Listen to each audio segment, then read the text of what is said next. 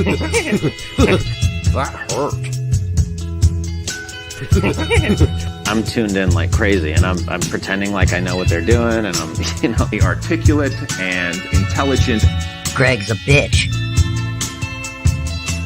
That's all. I find them offensive as hell. I've never been a fan. Yeah, fuck that. Terrible! Bad! Not bad! Oh, pretty good. Okay. Decent. Fair. Great. I loved it. This sucks. Yeah, you really gotta wonder how the stuff gets made. Welcome to the Straight Red Card. We are back. This is a show where we advise people generally not to, if you're going to college, join fraternities. But if you do, make sure you don't join one of the ones where they ask you to tie a string to your wanker and then to a brick and throw it off the ledge. Don't do that. Old school recently. Yeah, don't do that one. By the way, you can see I got my headphones on. Oh, go ahead, Brett. Go ahead. I was going to say, make sure when you do throw that brick off, that cinder block off the ledge, you're not throwing it to where there's a manhole. Because that'll yank your dick right off. Why would you? I've been told before that this is an actual real thing in the past. And I'm like, no, certainly not a bunch of men would get together and think that that would be something to do to your member. Anyhow, my boy, Blue. You're my boy. Well, yeah, okay. Come on, yes. All right. I don't remember movies like Brett does. So don't do that, number one. I do want to announce that Brett and I are now shareholders in the Caledonian Braves in Scotland. Yes. Thanks to you. You are partial also, because really it was from you from which that was born. We spent, yeah, go ahead. Sorry, I'll finish. I was just going to say, we didn't buy just a share. We bought multiple shares. So we're hoping that this all works out and that sooner on down the line, we'll make lots of money. I don't know if we will, but we've spent so many years bashing SPL. Now we're practically Scottish. I got to say this. The owner, when he was on Her Concept Show, that is the most Scottish motherfucker I have ever heard, because I could barely understand every other word he said. That was my concern. Like, if we ever did a thing where we had people on, like, man, we're going to need a fucking translator in there because I won't understand a goddamn word they're saying. That dude is so fucking Scottish. He must be a Highlander or something. Like, Jesus Christ. All right. So and here's what I want to do also. I want to go there and whatever it costs to like buy like a square foot of land so that you can do call that. So we can call ourselves lords. Yeah, you can do that, but nobody believes it. I don't care. I just want the fucking title at that point. We already own part of a 5th division Scottish Premier team. I know. Might as well call ourselves Scottish Lords, right? Hey, let's buy some kilts while we're at it. Leave it nice and breezy. Why not? Nice and breezy underneath. All right. All right. So 4 shares in the Caledonian Braves. We'll see how that works out for us. And you, because it's your money we invested in the Caledonian Braves. So follow them. I understand you will be able to follow all the games this year. They will be broadcast on their website, I believe, so you can see that. We will be watching because it's an investment at this point. Yeah. I'm hoping they'll allow us to use clips without claiming. Right. You know what? They will. If they want to claim that video, that's just an extra couple bucks a week that they can get from a shareholder. I don't know. I mean, they got a long ways to go, but I think it's kind of cool because they were known for youth development and they joined the league, I think, a couple of years ago, and they went from the 6th to the 5th division almost instantaneously. So we'll see what happens. They are in Motherwell, by the way, which already has, an SPL team. And right now, I think they get like 500 fans a game. So they got a long ways to go to get local interest. They got an official podcast now. Right. I also watched a video on porn addiction the other day, and I just want to say we are not advocating porn addiction here. Like, if you're to the point where you're with a real woman and you'd rather be watching porn, you might have a problem. So, well, I mean, I'm just saying this way: if just like drinking, If it's a problem, you're not good at it. So Right. It's only a problem if you're not good at it. If you are to the point where, you're seeing yourself having to increase the whatever level of it, or you're doing it 3 or 4 times a day, you're finding it hard to see 5 feet in front of you, it might be time to take a chill pill. But the videos all claim that helps lengthen it, right? I don't know about that at all. I think there's actually been done studies that if you're wanking it that much, Go blind, and you're watching, palms, if you're watching porn that much constantly, then you're desensitizing yourself. So I always take a break because I find that it's great because then you're, it's more exciting. Oh, you mean from sensation, not necessarily desensitizing yourself from interaction in that sense. Right, just desensitizing myself. Like you go into an actual sexual, bout with a woman, or vice versa with a man if you're a woman, and you're used to watching all this porn, and you're thinking, well, we're gonna do this, we're gonna do that, we're gonna do this, and she's that's a problem back too. Off. Yeah. Now listen, in my lifetime, I've been very lucky. There have been very few limitations in my life on what can and cannot be done. But I will say this much. There are people that are getting desensitized, and I do think, as you mentioned, they might think that what they're watching is also real life. That's not how that normally works. If you're trying to have a relationship with somebody. So, make sure everybody's into the same things. That's all I'm saying. It's just advice, don't go straight for the back door. I mean, hey, this is not like real life's not a porn video unless there's a request for it. Then you can consider it. The turd in the background says, "Welcome to the straight red car. The U.S. women's national team are out as a consolation. My wife agreed to eat out any of the upset players." Oh my God. Damn, she gives oral to everyone besides me. Fucking bullshit. Jesus. Turd, maybe you should cut back on the porn, man. She seems to have an appetite. It just gets worse for Michael every show. Michael, we are sorry to hear that that's the problem, and I hope it gets better for you. I really do. That's really sad. By the way, have you seen? I don't know if you've seen this. I'm going to ask you. Have you seen the women with the long fingernails, and then they color the very top black, like they've been dipping their hands in grease and oil? And it's just the tips are black. Just the tips. Tips are black. Sure. What's up with that? I don't know. Do I look like a woman? Well, what would you think is that any man would find that appealing? That look like they've been digging in dirt all day, and the tips of their nails are black and filled with oil and gunk. I saw a woman today at fucking Kroger, and I was like, what the fuck is that? I didn't say it to her. I looked at her, I saw her nails, and I said, what the fuck is that? Why would you do that? It looks gross. So I don't know if you were on the twits over the weekend. Over the weekend, yeah. But Eric Ronaldo went on a spree of just letting people have it. Okay. And it was fun to watch. Mm-hmm. Like no F's given. Eventually, his daughter said, "Hey, can you cut it off? Stop talking to these people who don't mean anything to you." Blah blah blah. And he's like, "I'm having fun doing this, but I'll stop just for you," which is fine. But he was talking about how a lot of the U.S. men's national team players wouldn't be able to compete with him or with them back in the day, in '94 era, '98, that type of thing. Like it's a different mentality basically. And he talks about now they're concerned about their latest pedicure being canceled because they couldn't make it or whatever. The guys, yeah. And I respond to him. I go, Eric, these nails are not going to clip themselves. Actually, I really don't know what goes on with the whole pedicure. And then he quoted me. He goes, manicure? And I go, 1 feet, 1 hand. I really don't know what goes with it. So we wouldn't know two shits about a manicure. Like, what am I supposed to do with my hands here?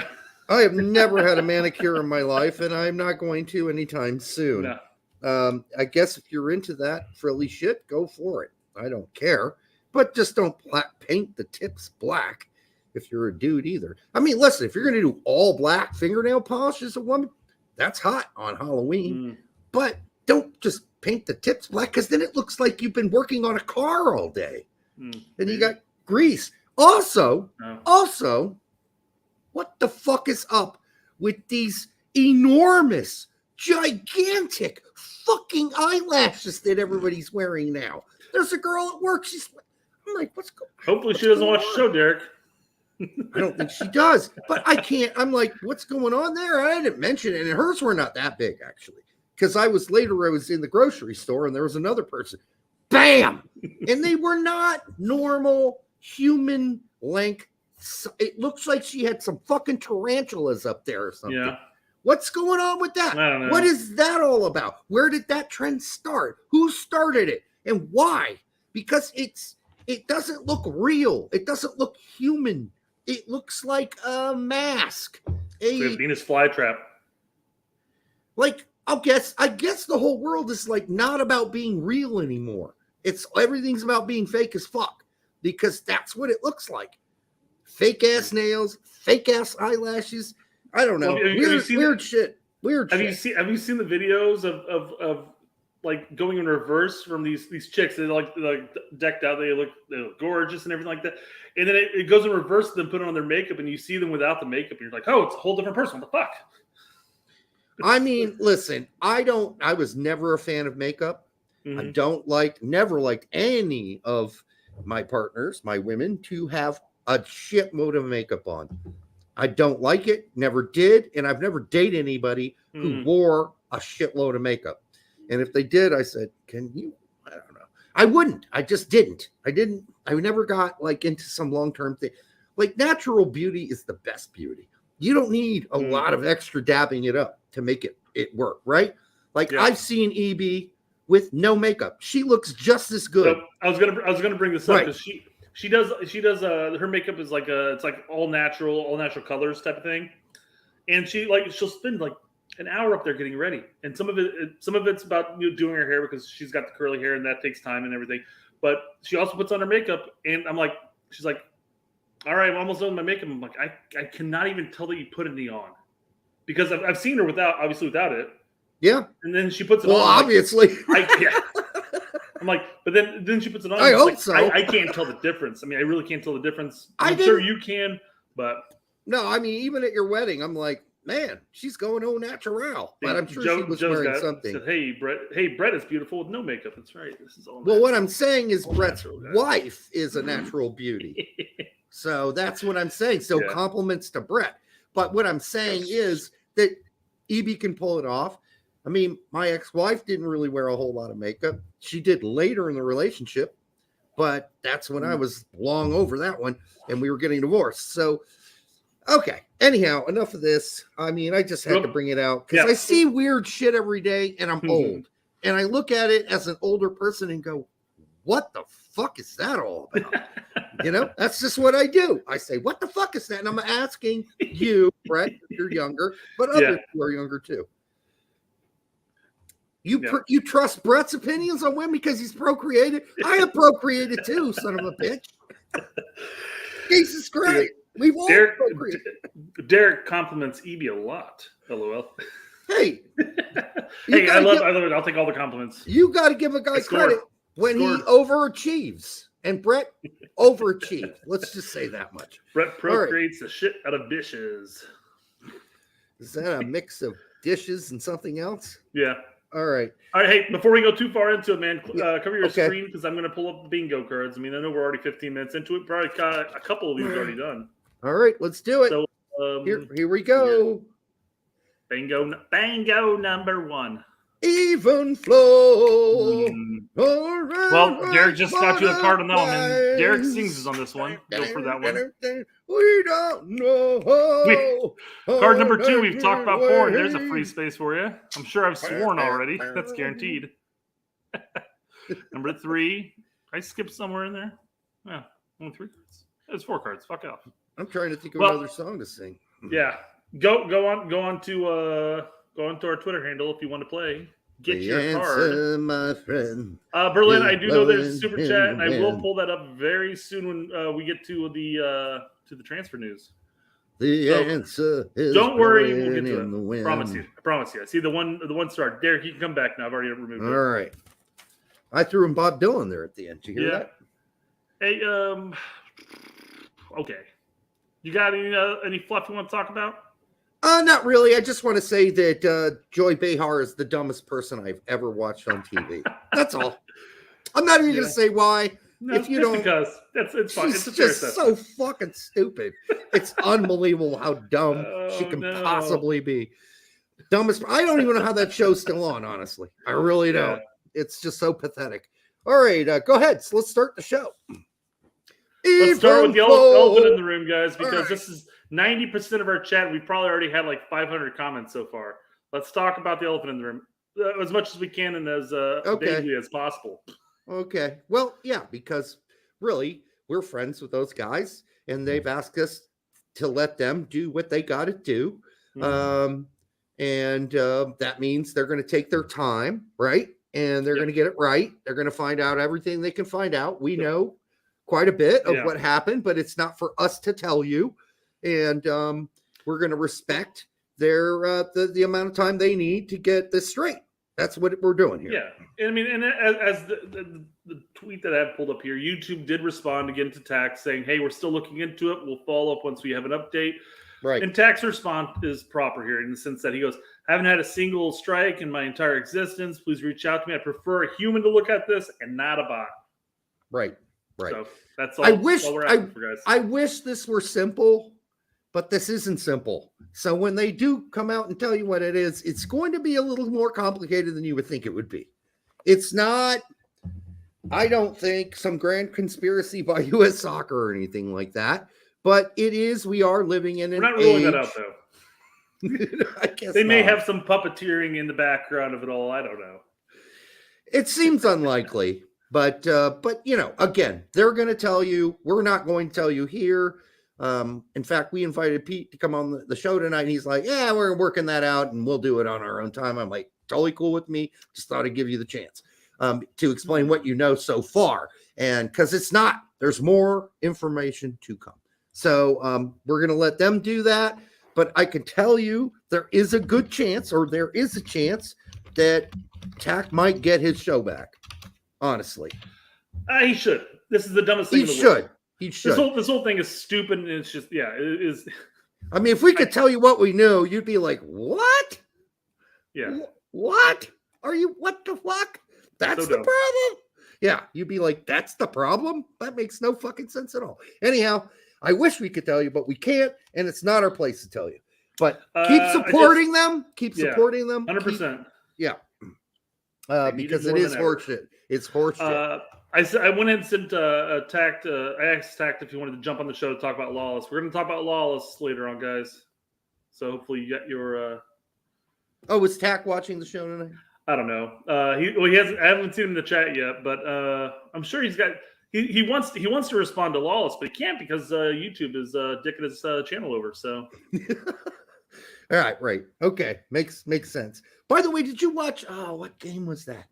There was an English announcer during one of the championship games this weekend. And I'm sure you didn't see it because you didn't watch it. The one championship game that was probably played on ESPN. Yeah, it was a close game. And the guy said, and I swear to God, he said, and now it's nuts to the edge. We're stealing that. Is that a nuts English to the edge saying?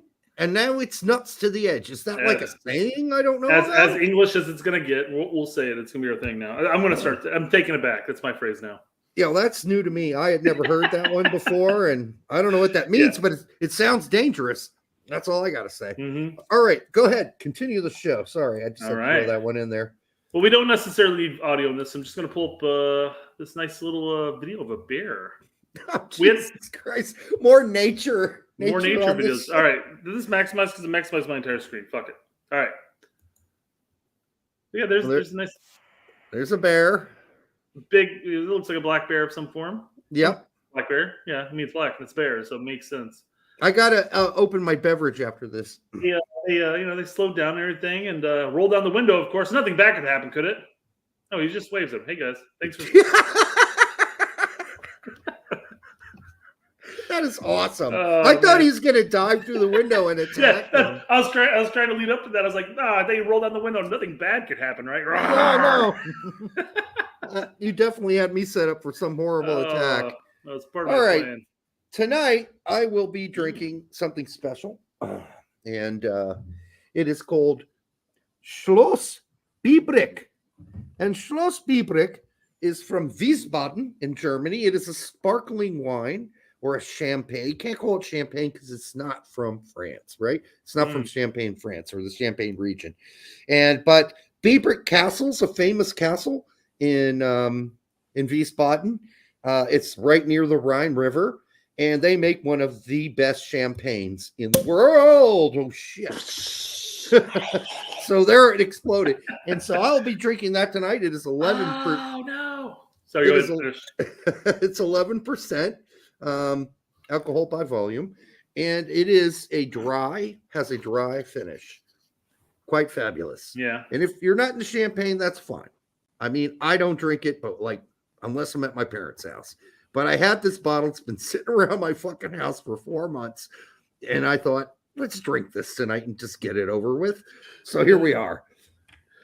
Cheers. Oh, man. Cheers.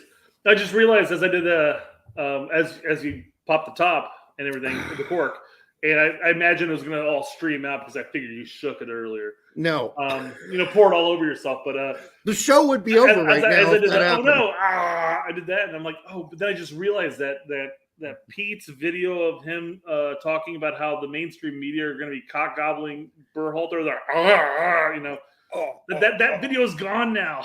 It is gone. The only evidence of that is what's on Twitter at this point, guys. You know what's amazing about that?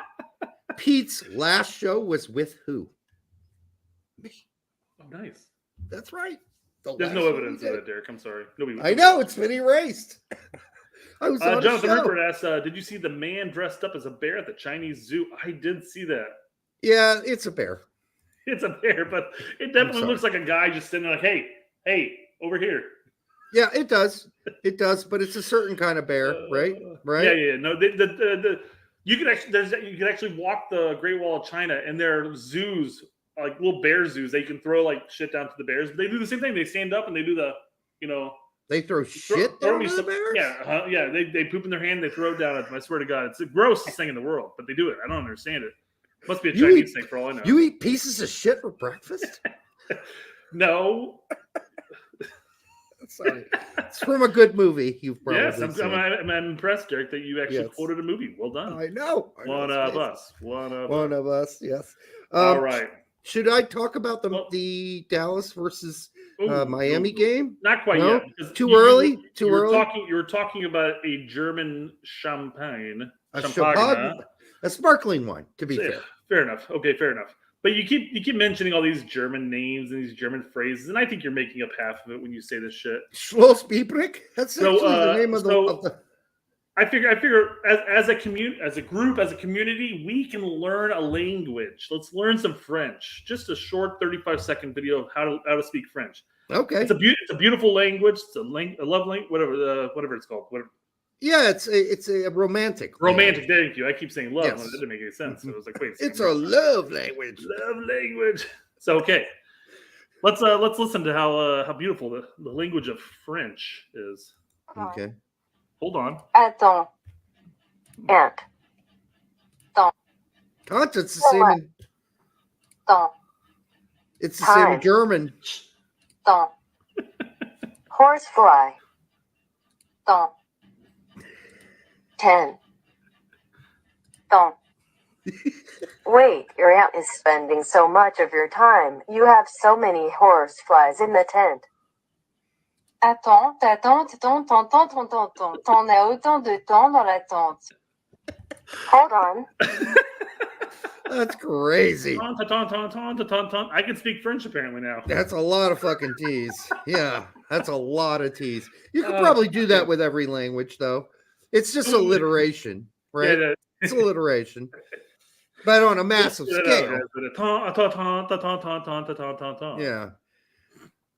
Yeah, exactly. The cat plays with the canary because he's cunning and I don't know. Yeah, you could go on. But yeah, you can do alliteration with any language. Yeah. All right.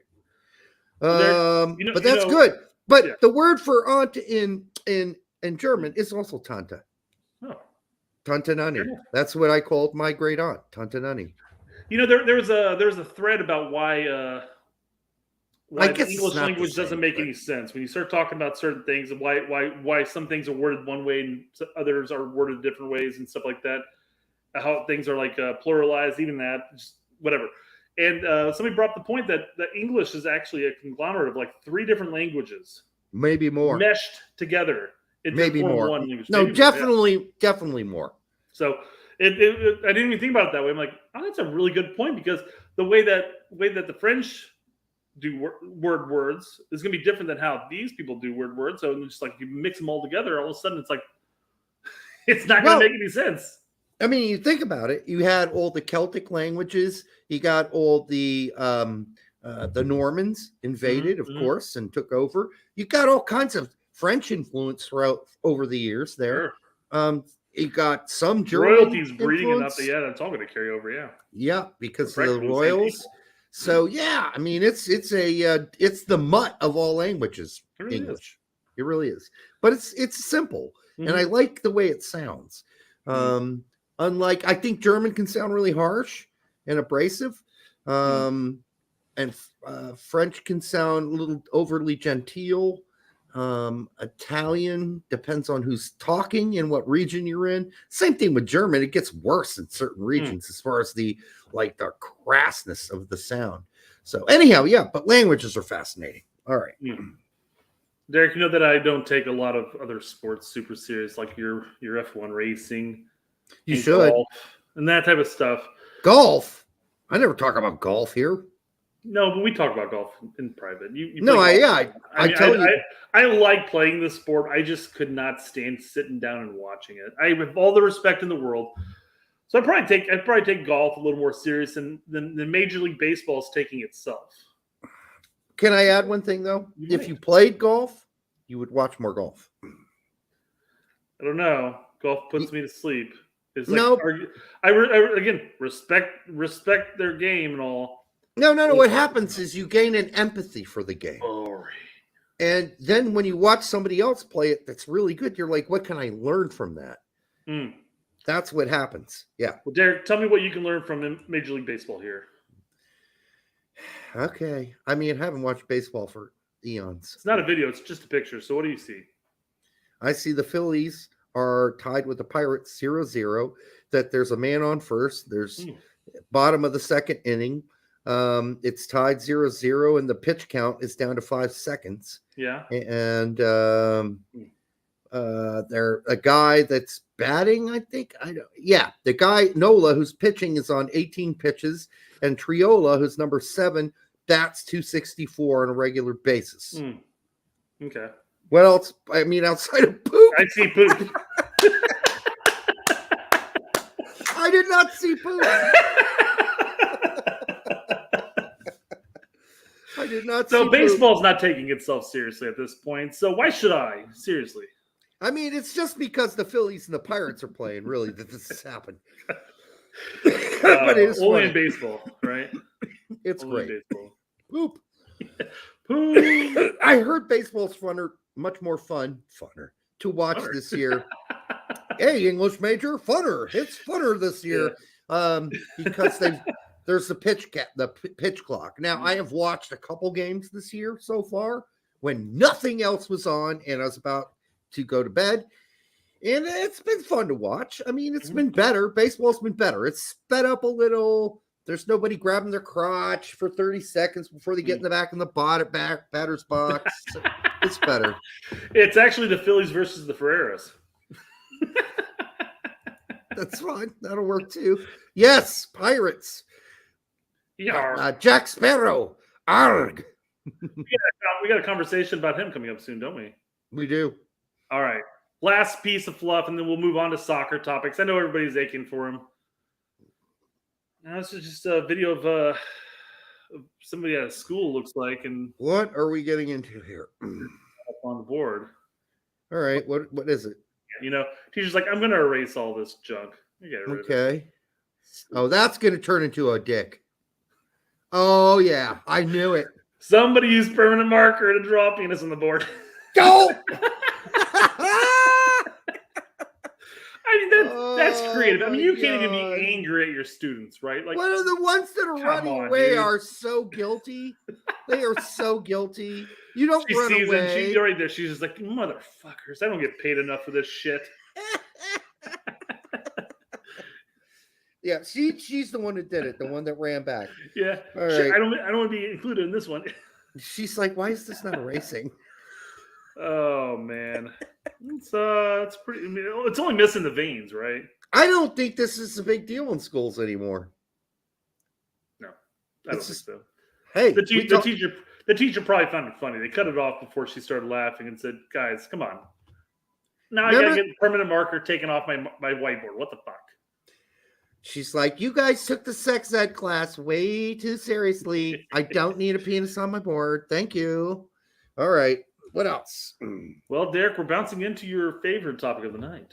Transfer news. Transfer news. Everybody loves that transfer news, but me and my nuts. Well, All right. let's go back about what is it? I can't see right here. About 20 minutes ago when this chat came in. Giberino. I suspect you're Brazilian. For $5. Thank you, brother. Turner to Forrest for $7 million. Told you not to believe the 18 mil figure quoted. Was it 7 mil? Is that what it ended up being? Because I saw a different number earlier today. I don't know. This is the only thing I've seen about it. I've seen a couple people talk about it going, but I brought Fabrizio so we can get the legitimacy behind it. Okay. No, thank you, Giberino. I thought that number being put out there was fucking ridiculous. And so I'm glad it's not true. Arsenal, 7 million though? Man, I didn't know they get away with that kind of steal. That's a fucking gift to fucking Nottingham Forest.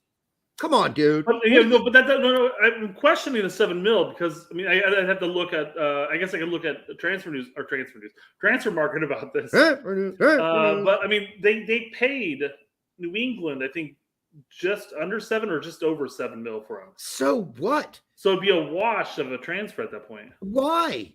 Why is it a wash? That's crazy. 7 million is way underneath what I would have agreed to. That's what I'm saying, right? You're saying the same thing. You're saying he should have gone for more. Yeah. Yeah. That's what I'm saying. I don't know about the 7 mil because the 7 mil is basically what they paid New England for him, had him for a year, and then sold him for 7 million. That's a discount. That's a major fucking discount. Arsenal upgrading their backups, and Turner will play Prem games. Okay, you think they're upgrading their backups? Let's see. That's always like when guys get big time players you think are going to be fucking great in the Premier League show up to play goalkeeper in the Premier League. Sometimes that shit don't work out real well. So we'll see. Number one, how much time Raya gets to play, because Ramsdale seems pretty ingrained in the team, but maybe there's something Arteta isn't telling us, or maybe he is subtly telling us that by signing Raya in the first place. Because, all right, Raya's a good keeper, but is he a massive upgrade? Is Ramsdale even a massive upgrade from Turner? I would say he's not. Transfer market does not have anything up yet. It's clear that Fabrizio is saying that it's done. I believe him. Super Chat says 7 mil. They did buy him for 6.3. So technically speaking, I guess they made 700,000 on the It's move, just I guess, weird. I don't know. He played in a World Cup, and he was very good in that World Cup. I don't get it. That's a discount. Well, transfer market apparently has. I didn't even look, but transfer market has him valued at 8 million. So maybe they just paid what he's worth. I guess. To me, I think he'd be more around 10 or 12. But I'm being a stickler, I guess. All right, whatever. He's gone, which is good. Go get some playing time. Frank Bolt does Hold on, give me zoom. Can you not see? It's small. There we go. Is it better? That's what she said. Does fuck? I'm not saying Does that, fucktard Berhalter know if Testament even exists? Actually, it's not fair because Greg did roster Testament back when he was in MLS. Yep. Sorry, not fair to Derek's quality rants. LOL. Basically, yeah. The does fucktard Berhalter no testament even exists doesn't quite hold a candle to your rants. Is what he's saying. No, I mean, he knows he exists, and he was, I think, wasn't he on the original list of 109,062 players that were on the preliminary Nations list? League and Gold Cup list? Yeah. Yes. So, I mean, he obviously played in the Olympics qualifiers years and years ago. And was liked by the staff. Yeah. He got called up for at least a Camp Cupcake, I believe. And then, he was included in the preliminary roster. So, man. All right, had a snot issue there. It's all gone. Lazio or eyeing Tanner Tessman? Eyeing him? Eyeing. We just keep getting. just one eye. It's just, this kind of shit irritates me. They're eyeing him? Or is there something fucking serious on the table? Come on. They're keeping tabs on him. They're seeing maybe in the January window, if he has another good Serie B, we can really bolster our midfield by bringing him in. What's the next word? Ogling? What are we going to use? What are all the synonyms for eyeballing somebody or eyeing them or ogling them? Come on, Itaku. This is not happening. Sorry. Well, at least he does quote a source in this one. BMR does bring up a great point as far as the Turner conversation goes. Some of that $7 million goes back to New England. It does. What was the deal? 15? I don't know what the percentage was. I didn't look. It might have been 15. Yeah, so I mean, I guess overall this might even be a loss for Arsenal if it's $7 million. Yeah, I'm not so sure. I think this was something Turner wanted to do. I think he went to them and said, hey, I got to go play. Sure. He's like 27, 28. Yeah, he wants to play at this point. And they said, okay, we'll find something for you. I don't think this is Arsenal saying, oh, yeah, he ain't good enough. We're going to go get Rhea to work, Ramsdale harder. I don't think that's how that worked at Ironically, I think this kind of, first off, BMR does say 10% is what they've agreed to. That's pretty low. Or I guess it might be the standard. Okay. Chambers is saying in add-ons apparently gets to $10 million. Okay, that makes more sense. That makes more sense. Yeah. Yeah. Yep. But I mean, as far as a player requesting a move and getting one, it looks like we might be seeing that with another American on the move. Let me read the bottom first. Source Tyler Adams has agreed to personal terms with. No. Big change of direction as Leeds asked Tyler to stay until winter. A few weeks back, The Athletic reporting that they will step up interest with Leeds this week. I just don't think this is a good move. I wouldn't touch Chelsea with I wouldn't touch them with your dick, Brett. I don't want anybody to listen. I love Pochettino. Don't get me wrong. And I think he's going to turn that team around. I guess if Pochettino's saying, yeah, well, no problem. Delayed response there, Derek. Yes, it was. I was like, what did Brett say? Oh, okay, yeah. If Pochettino's calling you and saying, hey, Tyler, I really want you on this team, then I get it. Okay, that makes sense. I've got a place for you on this team. You're definitely going to play. Unless that's the case, I wouldn't go there. I would not go to Chelsea. Yeah. I mean, again, I think we talked about this Thursday show. Chelsea could be looking at Adams and saying, man, that $30 million is dirt cheap to what we're used to spending on players. So why not? But then where does he fit in? He's not a distributing central defensive midfielder. You're going to have, now they think they do have those distributors on their team. So maybe they just want a killer, a destroyer in front of the back four. Well, you're allowing Reese and I'm guessing Chilwell's probably. Is it Chilwell still their number one left back, or is it? I would Guracha. I would suspect it would be. I would like to think it would be Chilwell, but I'm not putting it beyond Pochettino to also continue to go. But we saw La Cucaracha play a lot of left center back last year too. Yeah. And with Chilwell out left. So I don't know. Oh, fair enough. This is a little weird. I'm speculating, of course, but they could be looking at the fact that they've got some backs that love to push up into the attack, and maybe you want to have more of a sit-at-home defensive destroyer. What, is Pochettino going to go with a 4-1-4-1? If so, that makes sense. I don't know what he's going to do. But a 4-2-3-1, I don't know. I mean, I guess I don't know. I just don't like Chelsea. I don't like the stench of Chelsea before this. Sure. And I mean, unless you're the kind of person that believes that Pochettino is going to really go in there and change this shit and fix it. Okay. If you believe in him that much, fine. I get it. But that's what you're relying on right now. And they may be just looking at Adams as the type of player that's going to, when Chelsea lose possession of the ball, he's going to be the player that's going to break up the attack. He can do that. And then you get rid of the ball to somebody else, and that's his main role, is just to sit there and break up the opposition. This is just not. That's, again, pure speculation, and I'm not really playing devil's advocate, but I'm just like, maybe that's what they're looking at. Well, and Berlin says, if true, I have zero sympathy for Adams at Chelsea. You make the bed you sleep in. Listen, he's in agreement with you on this front. Look at where Phillips ended up at Man City. Nowhere. You don't go to a gigantic club after playing on a relegated, threatened team and think you're going to just hop in there and get a lot of playing time. Mm-hmm. And we could see, Chelsea put him into their long list of fucking loan items that they do every season. That'd be a stupid purchase right now just to loan him back out, though. No, I again, if the rumors are true that he is potentially moving to Chelsea, I see them looking at him as a backup to whomever. He's probably not going to get much playing time, especially at first.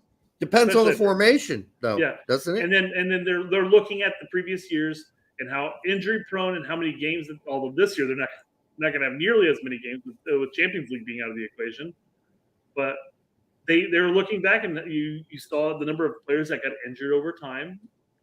And I guess Adams does have the ability to pinch in as a right back. It's super duper duper necessary. But he's injured right now. Yeah, so I don't know. I don't know what to think about this. Agreeing to personal terms makes me think that Leeds are entertaining the offer as long as the offer is worthwhile to them. Did you see Adams fly off the bench when Leeds tied the game this weekend? No. And go fucking shake every player's hand and hug them and be the leader that he is for that Leeds team? Mm-hmm. And you're going to tell me now he's just going to bail? I don't know. I mean, you're telling me that actually happened. I don't know. You made it sound like it wasn't going to happen. I didn't see it. No, it did happen. Sure. When Leeds tied the game and the game was over, he flew off the bench and he was hugging everybody, giving them high fives. Yeah, giving the fist bump, the whole shit. He was out there being a leader of this team. So, okay, listen, I thought he'd go to Aston Villa or, I don't know, somewhere, but I didn't think Chelsea. That was not even in – nobody predicted that until it came out. Yeah, it doesn't make sense to me. I'm sorry, but go ahead. I'm sure there's some guy out there that's probably saying, "No, fucking Adams fits perfect in that fucking team." Okay, I've heard that before, and I mean, he was great at Leeds. He was the core of Leeds. He was what made Leeds. Well, yeah, he was the core at Leeds because of the manager at the time at hand. But mind you, he also established himself as that position. And when he got injured, Leeds suffered hardcore because of it. Yeah. I don't know how many games they would have won if he were there. And shit. I remember tweeting you this obviously when the Leeds game was going on, and I saw the lineup and I'm like, man, with this offensive lineup, they should have no problem putting up goals in the championship and contending to move back up. Yeah, you got Nanto up top and Somerville, Sinistera, yeah. But then all of a sudden, it was who were they playing? Was it Cardiff? No. God damn it, who did they play? I don't recall who they played now. But they went down like 2-0 immediately. And I go, Yes. well, same old shit, I guess. Yeah, but then they came back. They They came did back. come back. Yeah, scored in like the 95th minute. Yeah. Man, my memory is so shitty. All right, yeah. All right. Arsenal rejected an offer from Monaco for Lauren Balogun. Shocker, because it wasn't going to be that high. They value Balogun around 58 million and are thought to be open to letting him leave. Well, at that price, fucking forget it, because no one's going to pay that amount for a player with one good season in France. We've gone over this. We don't need to go over it again. What a stoop. First off, BMR does say they played Cardiff. Thank you. So you were right. I was right. Rocket, Brett. We had that issue a show or two ago where I'm like, it was Groningen, the team Pepe played for. It's not them. That's because I took stupid pills before that show. But yeah, I mean, yeah, I'm sure Arsenal will be more than happy to sell him at 58. Yeah, they're open to letting him go at this ridiculous fucking rate. Yeah, it's not going to happen. No, he's staying. He's staying or getting loaned late. I think he might be staying based on the injury situation they have up in the forward spot. Well, Arteta claimed that injury in the forward spot wasn't changing their plans with him. Now, I guess that could mean that they were planning on keeping him regardless. Maybe that's why they gave him that $58 million transfer fee. I don't know. I don't know how that couldn't change your plans. It's not like you got a shitload of fucking, proven center forwards outside of the guy who just got hurt, Gabriel Jesus. I don't know. Seems weird to me. How serious of an injury is that? I don't know. I heard it was mild, but still, we'll keep him out for a while. Yeah. All right, go into the super chat real quick. I'm looking this up real quick. Frank Kassler for $1.99. Thank you, brother Reno. You know that we love you. I think tits and ass is plan B if they can get Salcedo. Tyler Adams. Yeah, it could be, but it is weird. I think they will get Salcedo. I think that's who they really want. That's what's been talked about for, it seems, eons now. And if I guess he's plan B, that kind of sucks for Adams. I just wouldn't do it if I'm Adams. I mean, I like the Aston Villa rumors better. I'm not sure I like the Chelsea ones. And maybe I've been watching too much Chelsea over the last year, and I'm just jaded. And even though I like Pochettino, I don't know if even he can fix that shit at this point. It just seems broken. But I guess if anyone can do it, maybe he can. Maybe he can. Maybe. But Chelsea seems like just full of fucking players. I know they sold a bunch, and whatever. But I'm not sure I understand some of the players they sold versus some of the ones they kept. It doesn't make sense to me. I mean, I don't know, Conte. Do you really? I know he's been injury prone, but goddamn, he was a hell of a player. Whatever. Maybe they think Adams is the next Conte.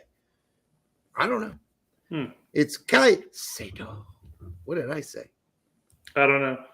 I noticed people were saying that I had to go back to see what they were talking about. I thought I said Caicedo. Let's see. I'm looking at the name right now. I didn't say Caicedo. I said Caicedo, I thought. Anyhow, it is what it is. I mean, that would have been a... I guess Sai. That might be the only way you pronounce it incorrectly. Because yeah, Caicedo. I said maybe it's Caicedo. I don't know. It's Caicedo. It's Caicedo. Anyhow, too much champagne already. Jesus. Yeah, that's our show. We're good. All right, we already did the Turner. Okay, so that's before we jump into this. Okay. Oh, like this. Massive close-ups. There you go. Extreme close-up. Whoa. Oh, no. All right. All right. So a topic I posted today. So goal predictions for our nines. And I'll give you the 3 nines they're talking about. Although they don't mention Balogun in this. So my guess is they're assuming Balogun is going to be sitting a lot of pine at Arsenal. So you have Haji right. You have Sargent. You have Pepe. Where do you think they fall? Where do you think they fall? Sargent and Pepe. I think Pepe scores 14 goals this season. You think Pepe scores 14? Okay. Okay. Sargent? Will he? So I guess on the that wasn't their first match, but was it whatever their cup match that they just played? He didn't start. He got 17 minutes at the end of the game. So are you saying that he's either going to come in and start scoring, or do you think he'll eventually start? I think he's going to start eventually. Okay. But I will be more cautious. I'll say 12. 12 for Pepe. That's my final answer.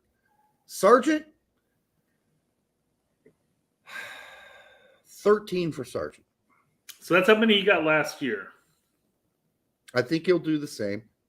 But you're talking in total, that's what he got last year. Yes. I'm talking league play. I'm going 15 for Sargent. Simply Total? because Total? Yes, for league play. Okay. All right. He's their true number 9. He's been firing at all cylinders in the preseason. So.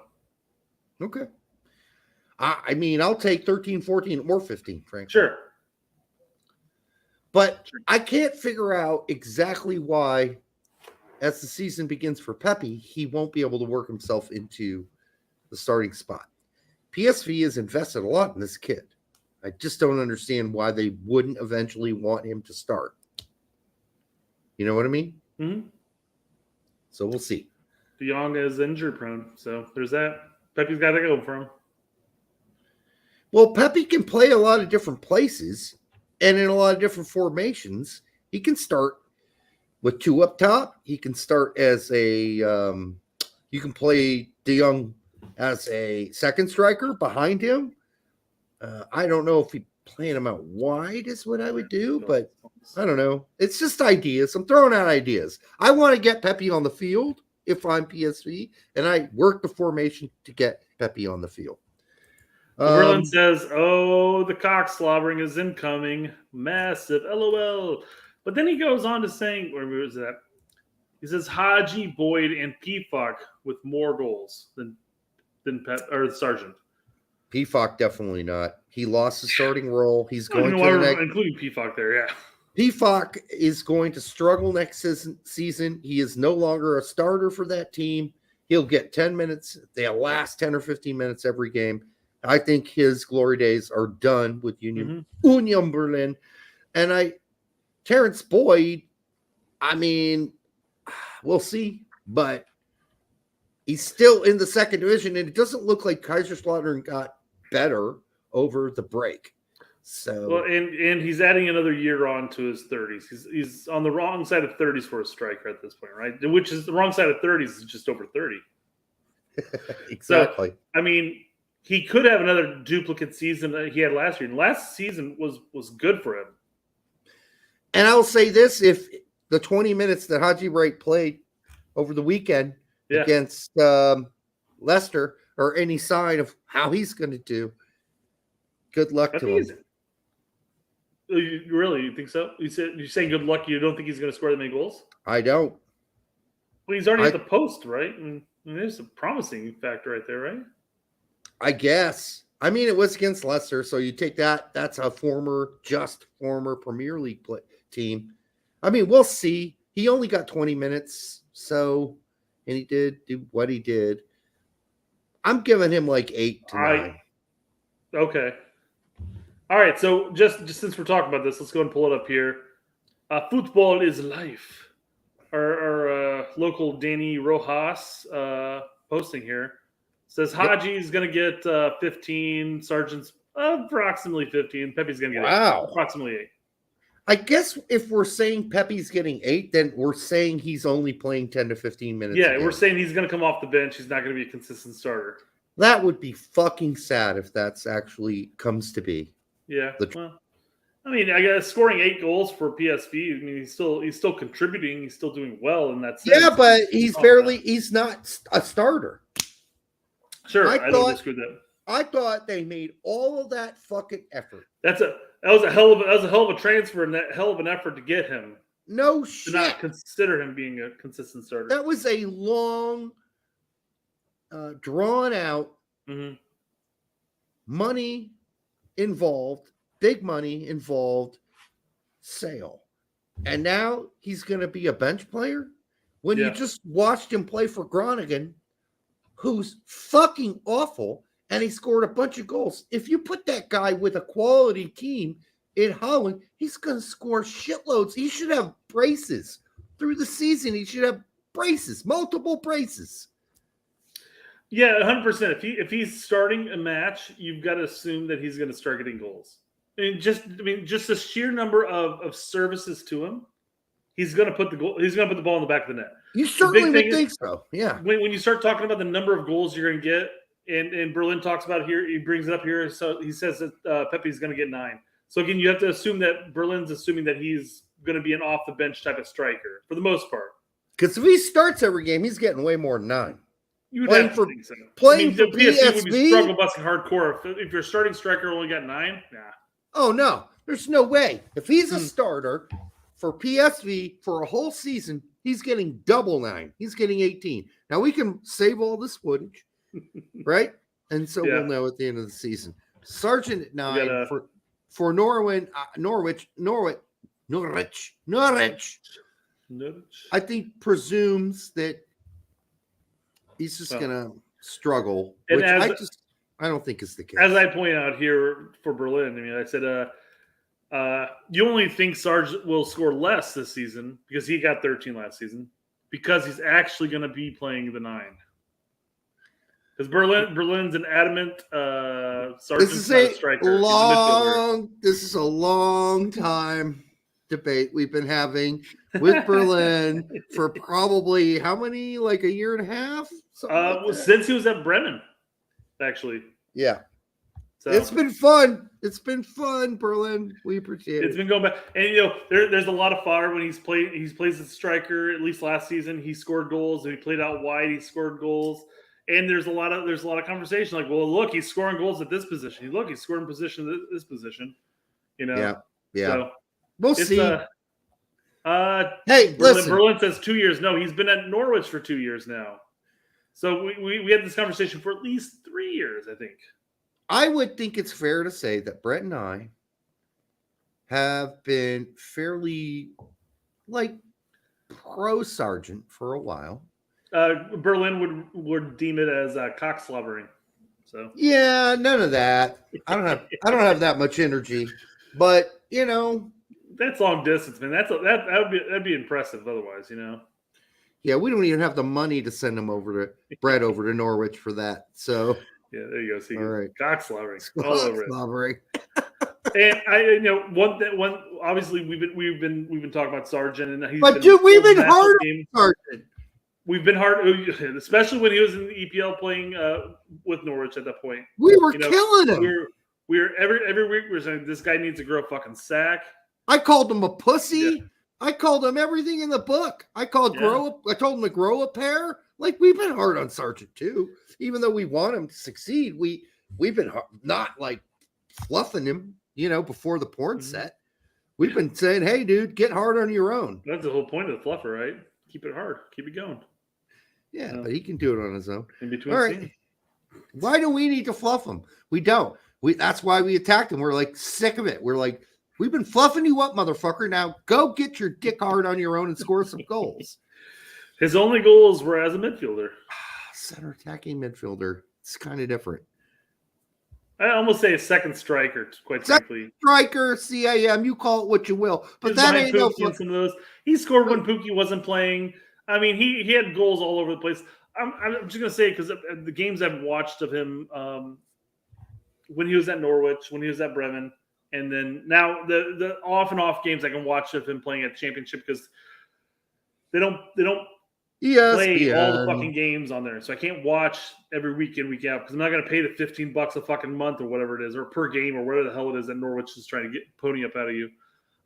But his distribution has improved drastically as a quote unquote midfielder.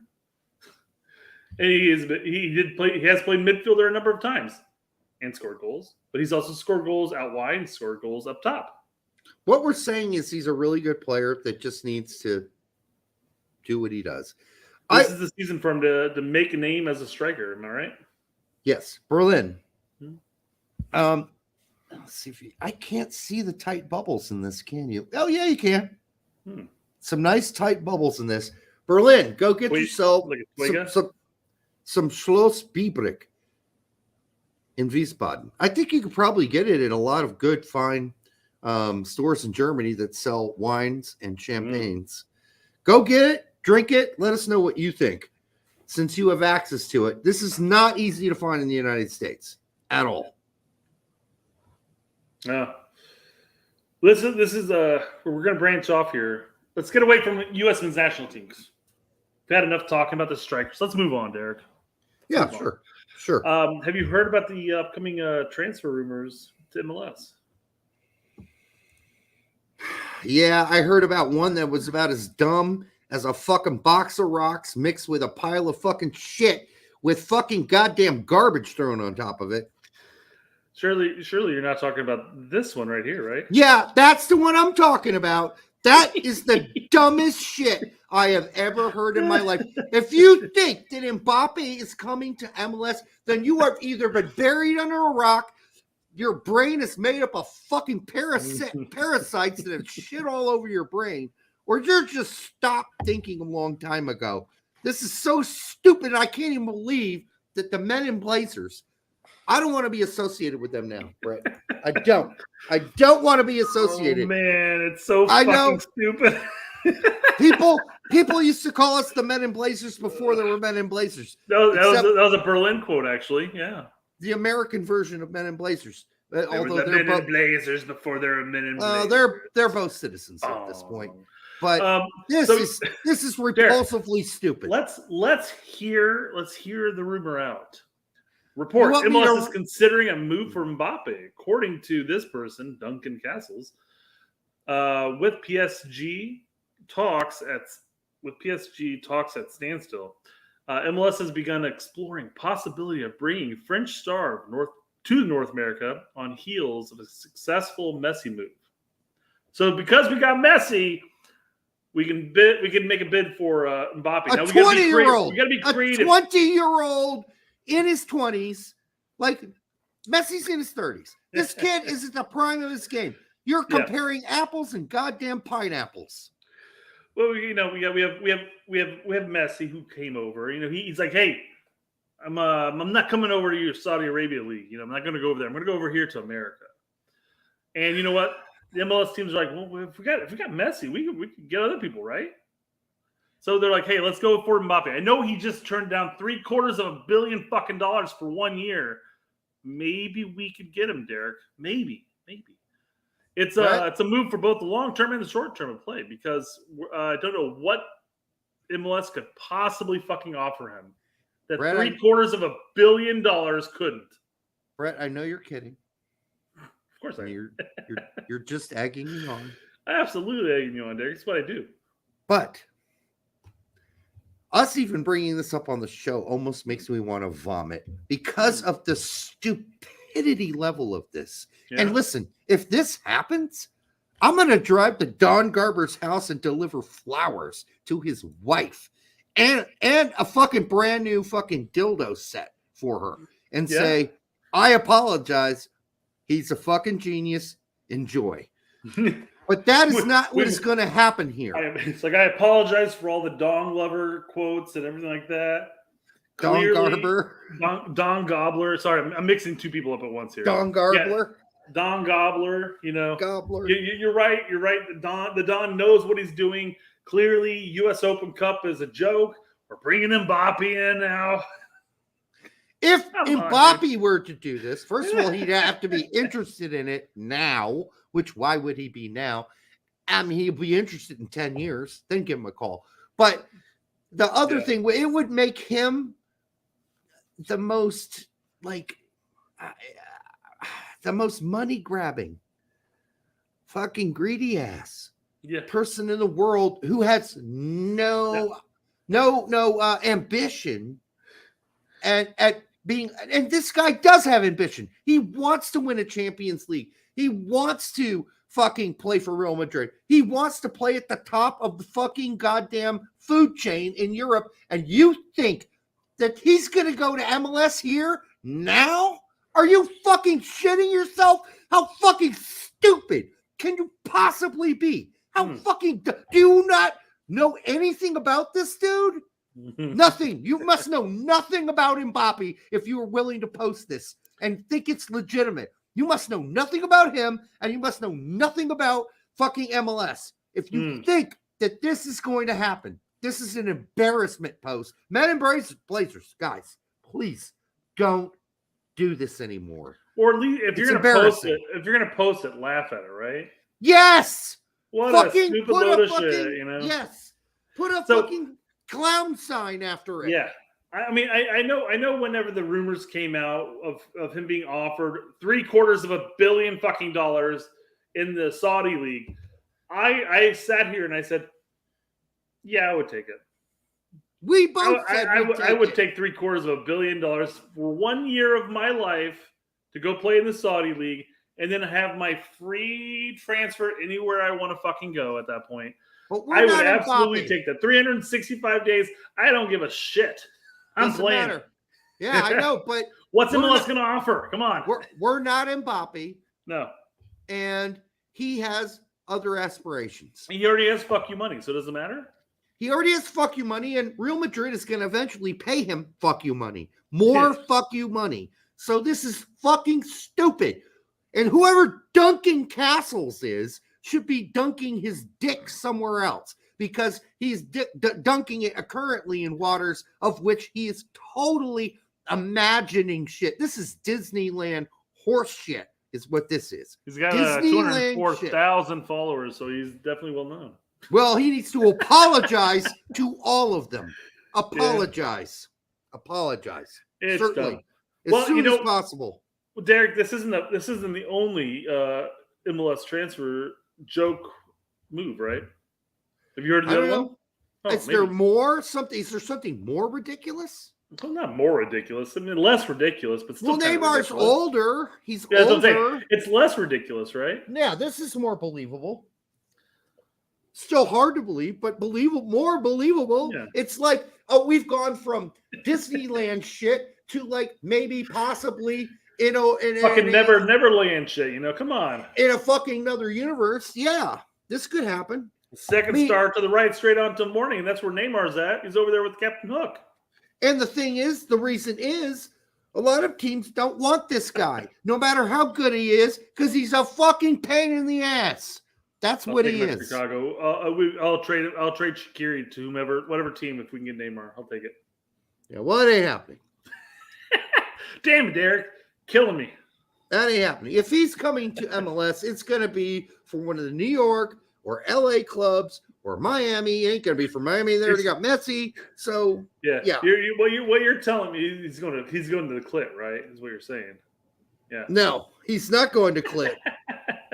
No. So what you're also telling me way, is that Neymar does not want to come to a team that has winters that can range down to the negatives, right? You're saying he's like, fuck that. I want to go to a place that has consistent weather. He might consider Orlando. I don't know. But when what's his face beachfront at that point, so might as well go to one of the LAs. When what's his face came to Orlando, his career was way over. Neymar's career's not way over. It's just that he's a dick and nobody wants to sign him. Chambers got it right there. Look at that. The new San Diego team's going to pick him up. Well, that won't be immediate. Yeah. When they come in? When do they come into the fold? I don't think it's till next season or the next. I think it's next season. It could be next season. I would imagine it's next season, yeah. Is it? It's not always immediate. Sometimes it's 2 seasons. But anyhow, this is just listen.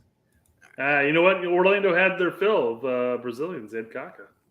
That's what I mentioned. I said when that other dude whose name I couldn't remember at the time, that was Kaká, who came here and did play for Orlando. So that is at least some sort of another Brazilian big-time player. But Kaká was done. By the time he got to Orlando, he had No one in fucking Europe was going to spend that much money on him at that point. There we He go. was done. Tack knows Neymar, so clearly, as they're both Brazilians, they know each other. Clearly, that means he's going to Orlando. So there you go. But God, Brett, I still cannot get over people actually posting up and thinking Mbappe's coming here. Sorry, I'll come back to this comment in just a second, but I want to pull this up here real quick. Caca does mean poop in German. That is correct. Caca means poop in American too. Actually. It does. In American English, it means poop too. Funny thing, talking about names that happen to be poop related. In the prequels of Star Wars prequels, Count Dooku was obviously one of the big baddies. He's big baddies. Count Dooku. Now, of course, you would never know that if you lived in Brazil or Portugal, because Dooku apparently is poop. Shit. It's a big steamy pile of shit. So they had to change. They had to change the name to Count Dooku in the prequels for those Portuguese-speaking nations. Come on. They changed it to like Count Dooku? Yeah, maybe. Who knows? I don't know. Yeah. All right. Let's jump back to that. There we go. Seth Floyd, $4.99. Thanks. Hold on. This needs to be read in a certain way. Oh, go for it. Tack with cream in his jeans. If Neymar goes to Orlando. It doesn't have quite the same ring as jizz in your pants. Yeah. But you know what? Yeah. We had same thought process. I like it. Well, we can change it. You ready?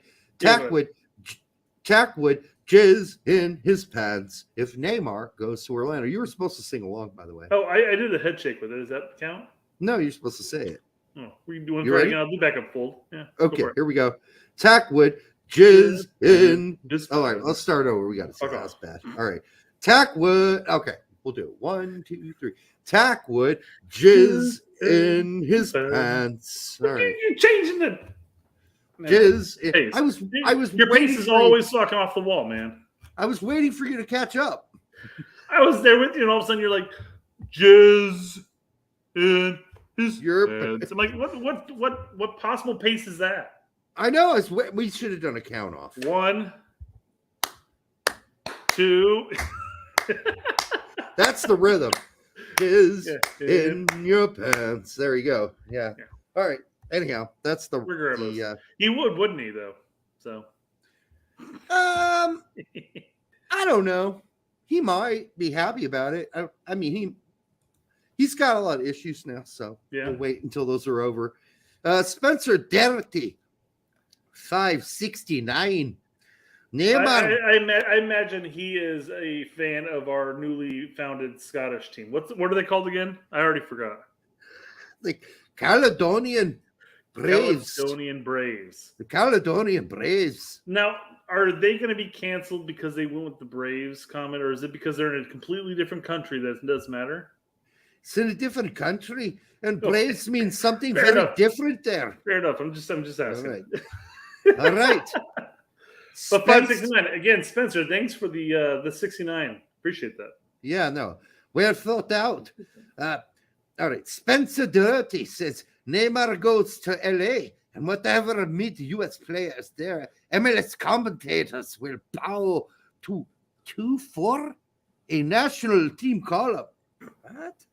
So I feel like Spencer knows that you can't do a Scottish accent very well. Now that wasn't bad. It wasn't bad, Derek. Yeah, I was trying. But I feel like you would offend any Scottish fans of our what's the team name? What Braves? Caledonian? The Caledonian Braves. Caledonian Braves. You would offend all 500 of them by doing that Scottish accent.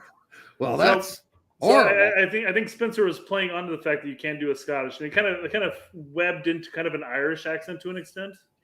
But it's apples and.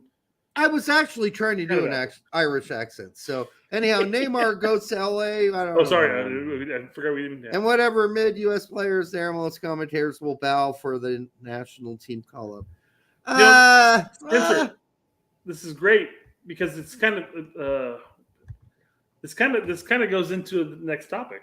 Okay. Because we had an issue with a kind of a friend of the show. I think he's a friend of the show at least. Lawless has a take Oh, come on. About Messi. You calling Lawless a friend of the show is absolutely. He loves us, guaranteed.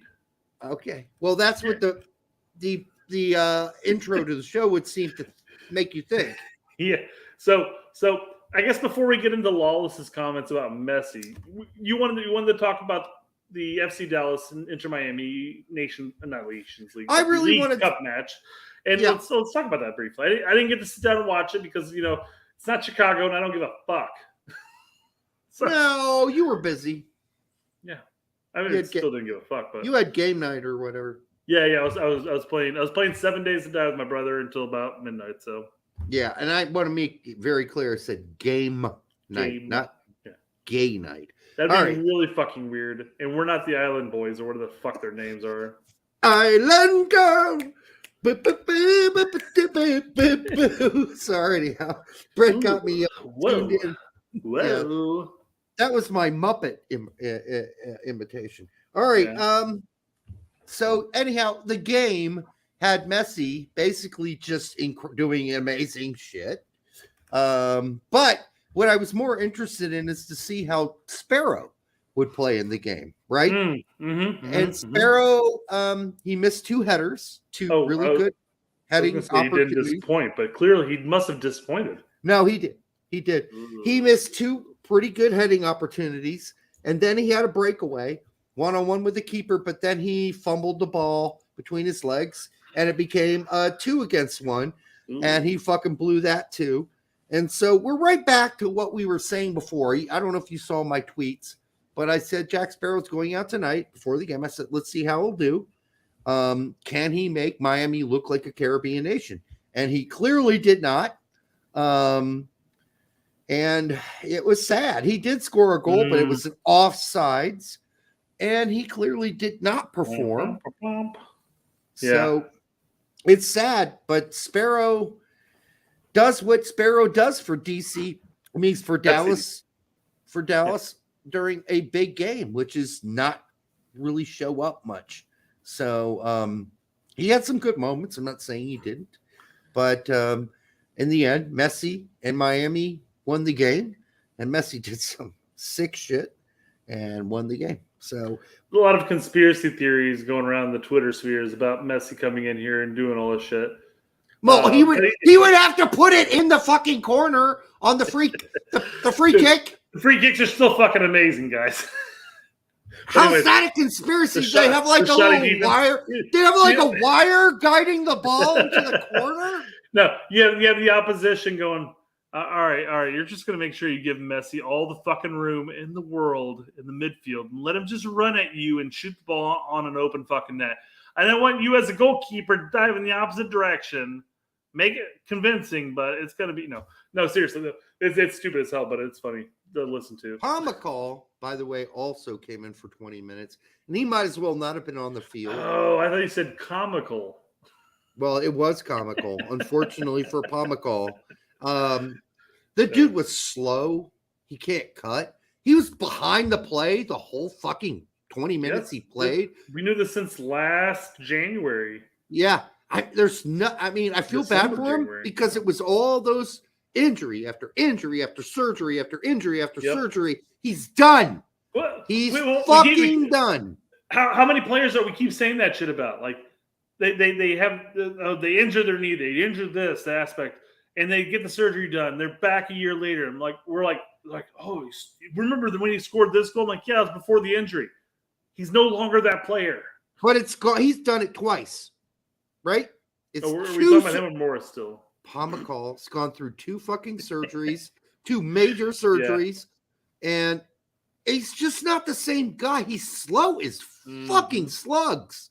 I mean, he's so much fucking slower. Like when the ball was advanced forward, like he was like so far behind. He's playing fucking midfield, not forward. It looked like he was a forward running back to play defense.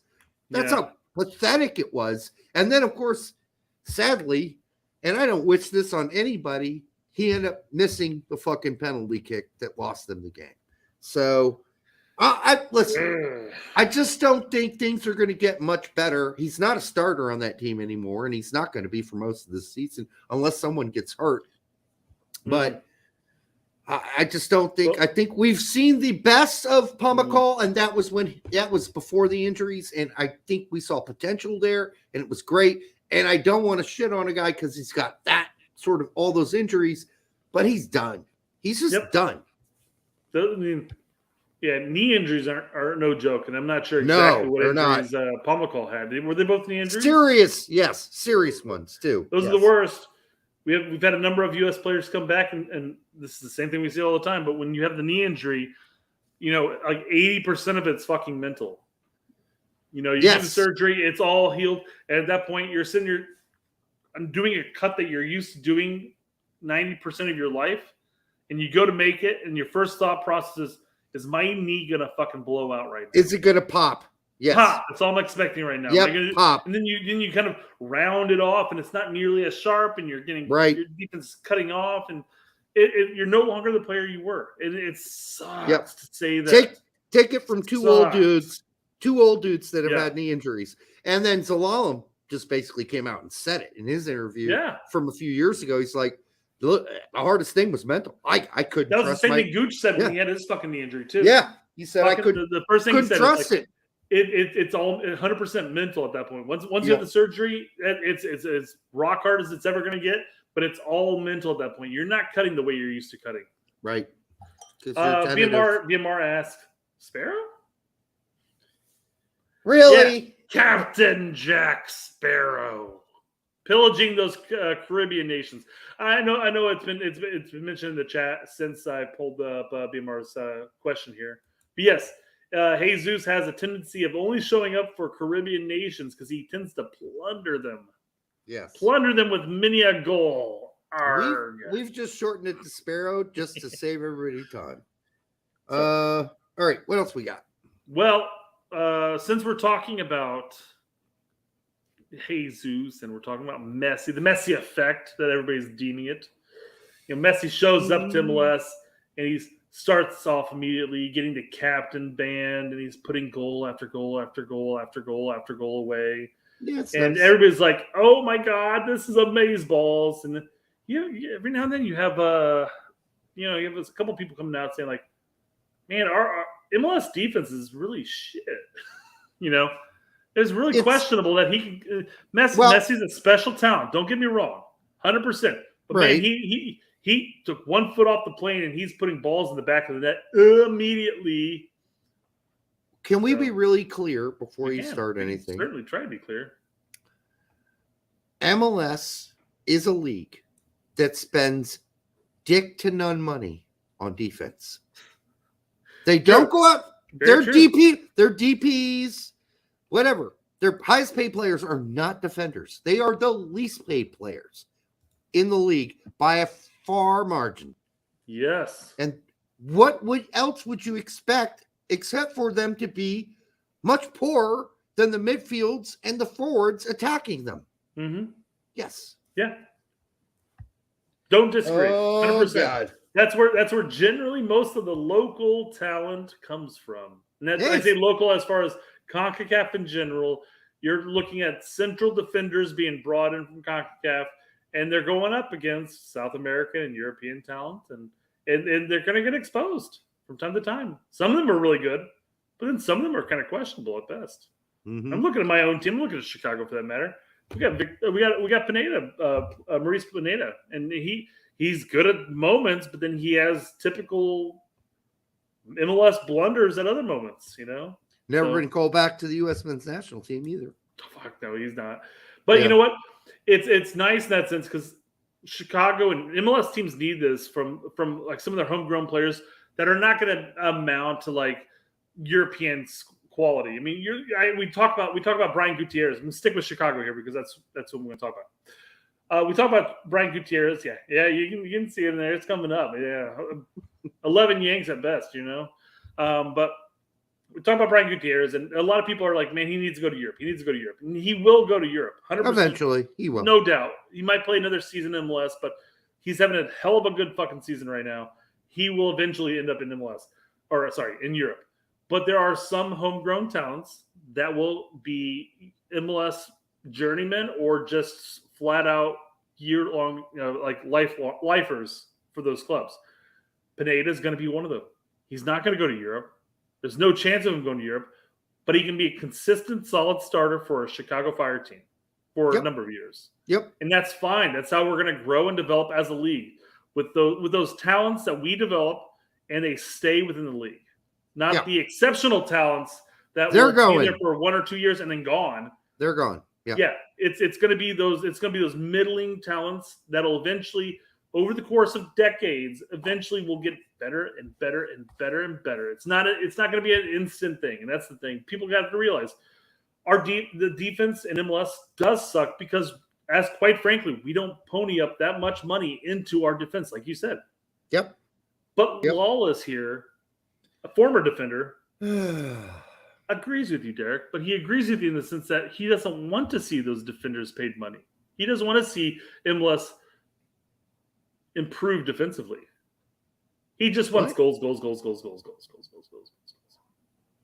So let's listen to this intro into the topic of Messi and Messi scoring and shitty defense. All right. Why are you complaining that people aren't defending more? This is from a defender. I don't give a crap if defenders are good. I want to see goals. I want to see attacking soccer. I don't want MLS to now go run out and spend money on defenders.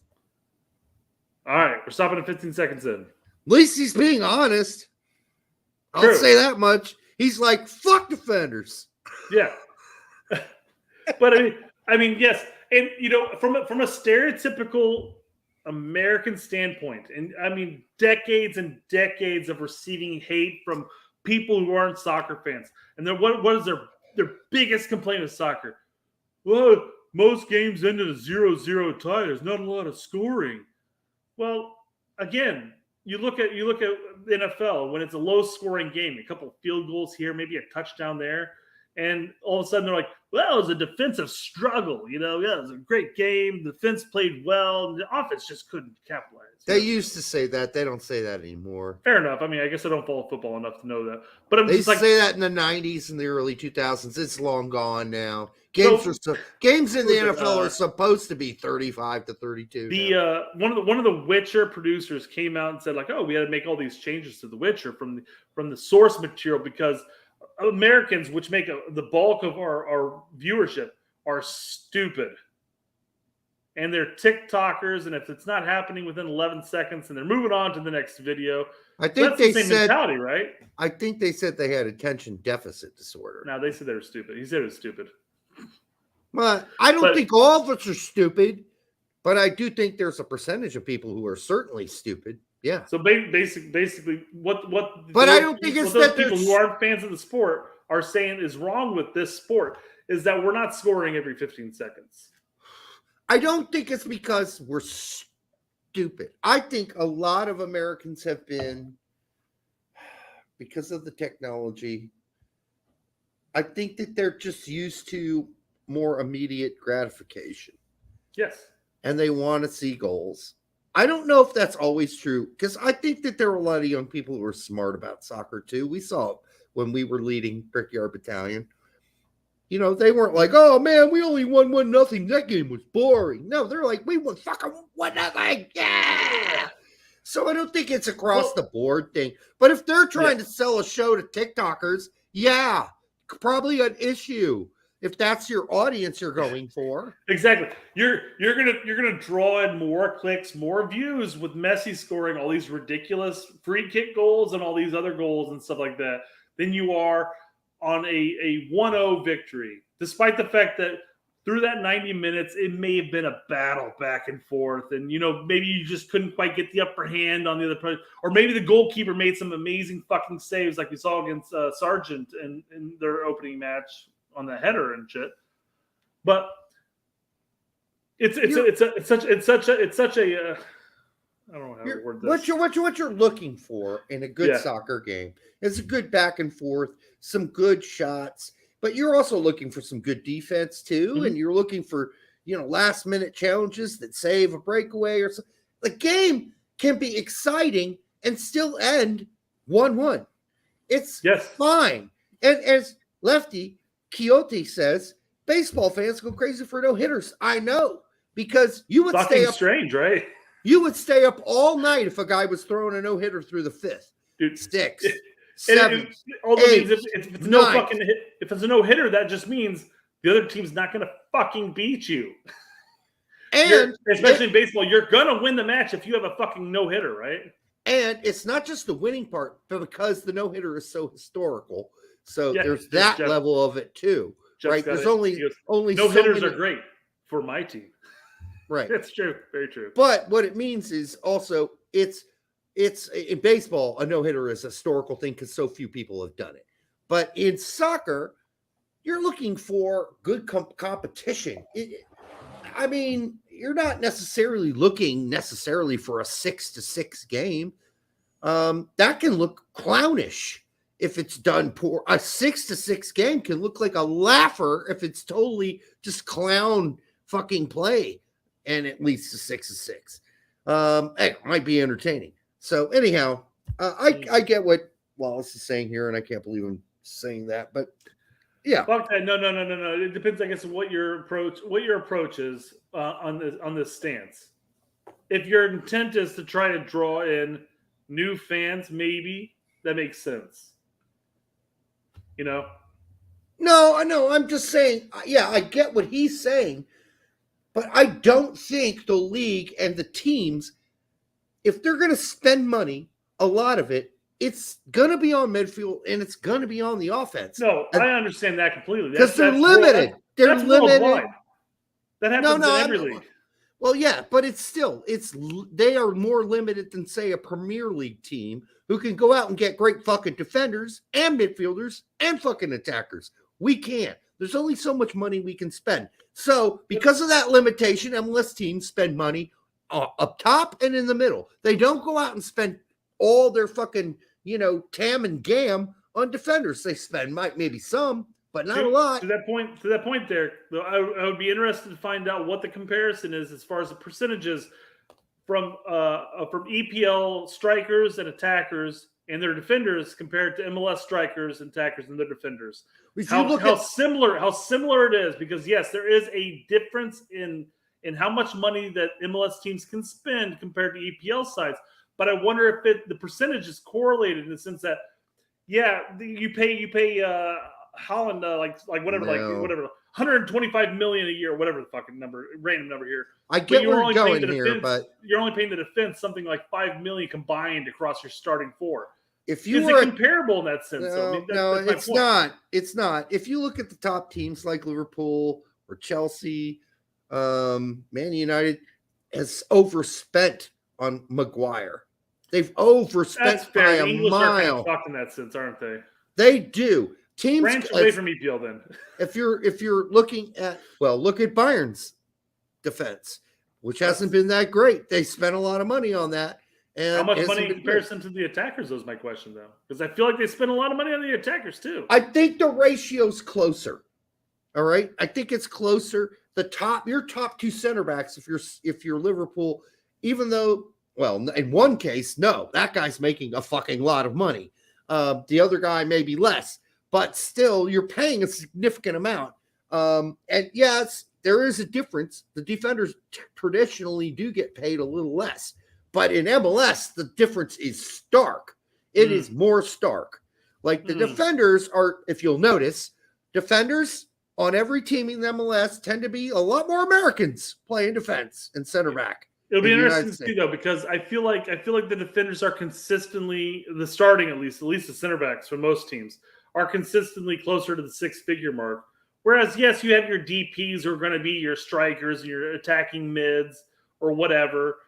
But I feel like even then, though, if you remove the DPs from the equation, I feel like even the center backs are going to be in contention with a lot of the players. But on certain teams, like Long's getting overpaid. Yeah, that's stupid. There's certain teams that Zimmerman's getting overpaid. Miazga's probably getting paid about right. But yes, there are certain center backs that are getting a lot more money than, say, Romney's getting, right? Or some of the other American center backs. So, but I do think I guess ultimately my argument with this, because he's like, I don't want MLS to spend money on defense. I want to see goals. And yes, from a I guess you could say almost like a normie standpoint, if you're trying to draw in more people, obviously having high scoring games will probably draw more people into your, especially if you're winning consistently. If you're LAFC and you're winning every game 3-4-0, you may draw in more people than say Chicago might draw team after team after team, you know. But it's not a question of I want to see more goals. But for most fans, they want to see, again, a well-rounded team as far as strong defense with creative attack. They want to see quality play.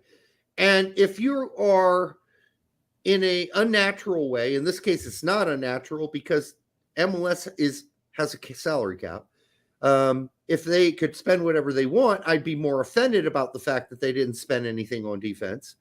But the fact that they are limited, I understand it. It doesn't really, okay, what I'm saying is that doesn't make what Law is saying okay.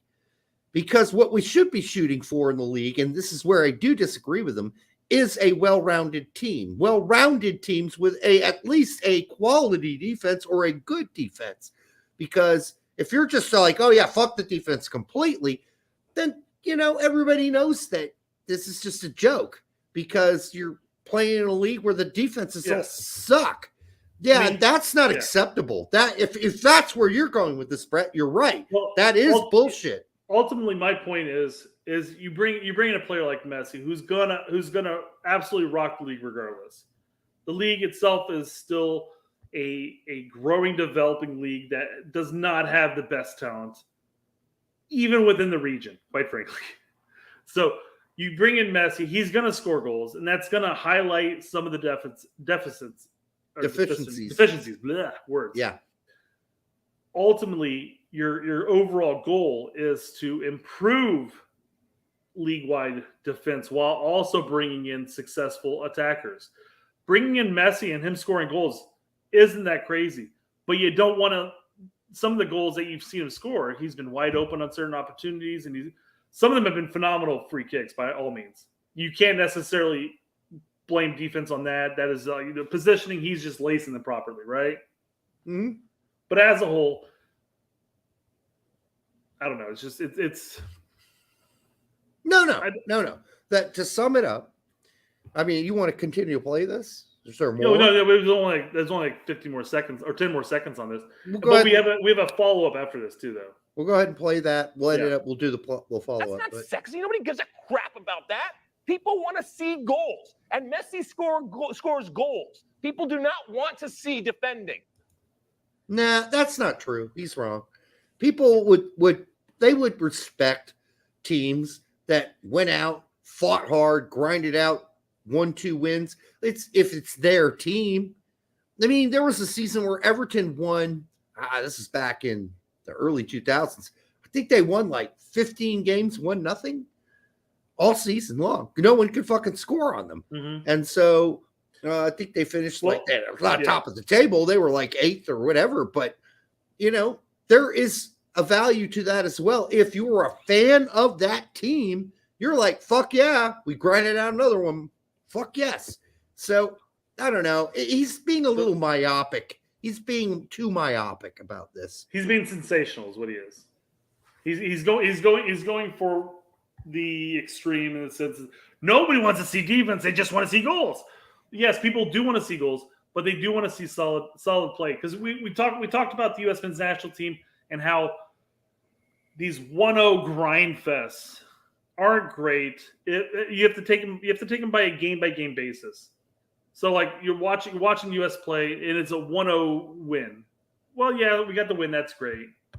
But it's also like it was also a struggle bus all season, all game. We didn't have many opportunities to score on goal. There's a bit of a difference there than saying you win 1-0, but the opposition goalkeeper made 5 exceptional saves. You know, I feel like we're hammering this to death. The point of the matter is, if the game is well played, that's what matters. People want to watch good soccer. Yes. And if the defense sucks, and it's obvious that every team's defense sucks, that's pretty pathetic after a while. Then it just looks like, oh yeah, nobody gives a fuck about like developing defenders in this league.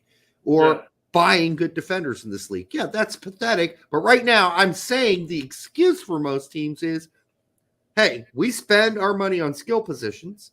Not that defending isn't a skill, it certainly is, but it's not the same thing as a great midfielder or a great winger or a great attacking player. So that's just where we are as a league right now. I don't think it's a good thing to say, yeah, well, fuck it. That's how I want it to be. That seems silly. It'd be nice to have a very competitive league where there's some good defenses out there. And we do. There are some teams with some good defenses out there that aren't giving up many goals this season.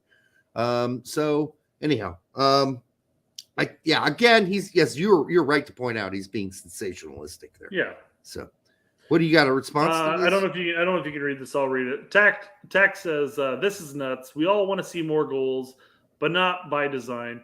We want to see good offense be challenged by good defending and overcome it. This take is detrimental to MLS. Yes, it is. He's right. So there was a lot of people commenting saying that without mentioning names, Lawless does kind of answer this, if you will. Maybe this mentality, maybe this thought process, not necessarily Tact personally. And Tact even comes out and says, hey, Lawless was just doubling down on his take. He wasn't calling me out for this, but this was his take on it. So we have a video. Ooh. Oh, okay. I'm going to pull to a different one. I got to make video. I got to get the audio first. This might be a good time for me to go urinate. Old man Derek is running out of space. So I might take a 30-second break here soon, but go ahead. All right. Continuation of the Leagues Cup. Speaking of round of 16, this is a round of 16 game. And this was a nutty game. In the best some of the sense, FC Dallas incredible Messi drama, game right incredible now. Entertainment. Obviously, the place was packed out because of Messi. The ticket prices were ridiculous, but that's what Messi does. And the other, quite frankly, we can skip to the 120 market thing is where this comes up. Mossy! Let's scoot back just slightly so we don't. Is that Mossy? Looks like Mossy. After Messi's first great performance with Inter Miami, there was some chirping about the level of defending. You went on this rant on this pod about how you don't care about defending, you want goals. Yeah, I saw that clip resurface today. Everybody from TAC manager to Keith Costigan was having. Okay, I guess I didn't go back and listen, but I guess he actually brings up tact here. It's tactical manager, motherfucker. Yeah. Come on, Mossy. Yeah, come on, Mossy. Give him some. Show some respect. Show some respect. Okay, no, this all makes more sense because when I went back and listened to this, I started at the 120 mark, and that's actually after he mentions tact. Yeah, I think it's just after because I didn't hear Tact's name. He was talking about the whole defense, et cetera, et cetera. So I didn't catch that aspect. Now it all makes sense. Yeah, it's gonna be. All right, here we go. Right, so let's finish this, and then we'll jump over. Jump here. Over it. Then I'm would gonna you like to double down on it, or? yeah, I mean, well, I don't need to. All right, so he for the bulk of this, he doubles down on it. And you guys can go watch this clip. I don't want to bore everybody to tears with what we just talked about for like the last 20 minutes. Yeah, I mean, but about here is where a lot of people are getting up in arms about. So at some point here, at the 420 mark, oddly enough, he addresses those type of people. Doesn't actually specify tact, but I guess Mossy did bring up tact. So here we go. They don't have any joy. They don't have any romance. They don't have any love. They don't have any heart. They don't have any soul. There we go. Yeah, I mean, I don't have much else new to say on Messi. It seems like this is going to be the norm. I don't get the context for that. Go ahead. Relative to people care. And good defending or good defenders, that does not make people care. I know it wins games. I know from a competitive perspective, it is necessary. And I know we can appreciate it, but not relative to scoring a goal. Anyway, that's what we were talking about. Here we go. Right. And some of the people that you mentioned, they're morons. Okay, so I mean that's just they don't have any joy. They don't have any romance. They don't have any love. They don't have any heart. They don't have any soul. Wow, what a dick! So what? How does he know who fucking has passion? Who has people who don't like seeing Messi score all these goals don't have heart. They don't have a soul. They don't have passion. Clearly, Derek. So people think that you're a fucking dimwit, don't have soul? Fuck you, Lawless. You fucking arrogant piece of shit. What an arrogant piece of shit. Like, I would have never said that. I would have just said, I disagree. I just disagree.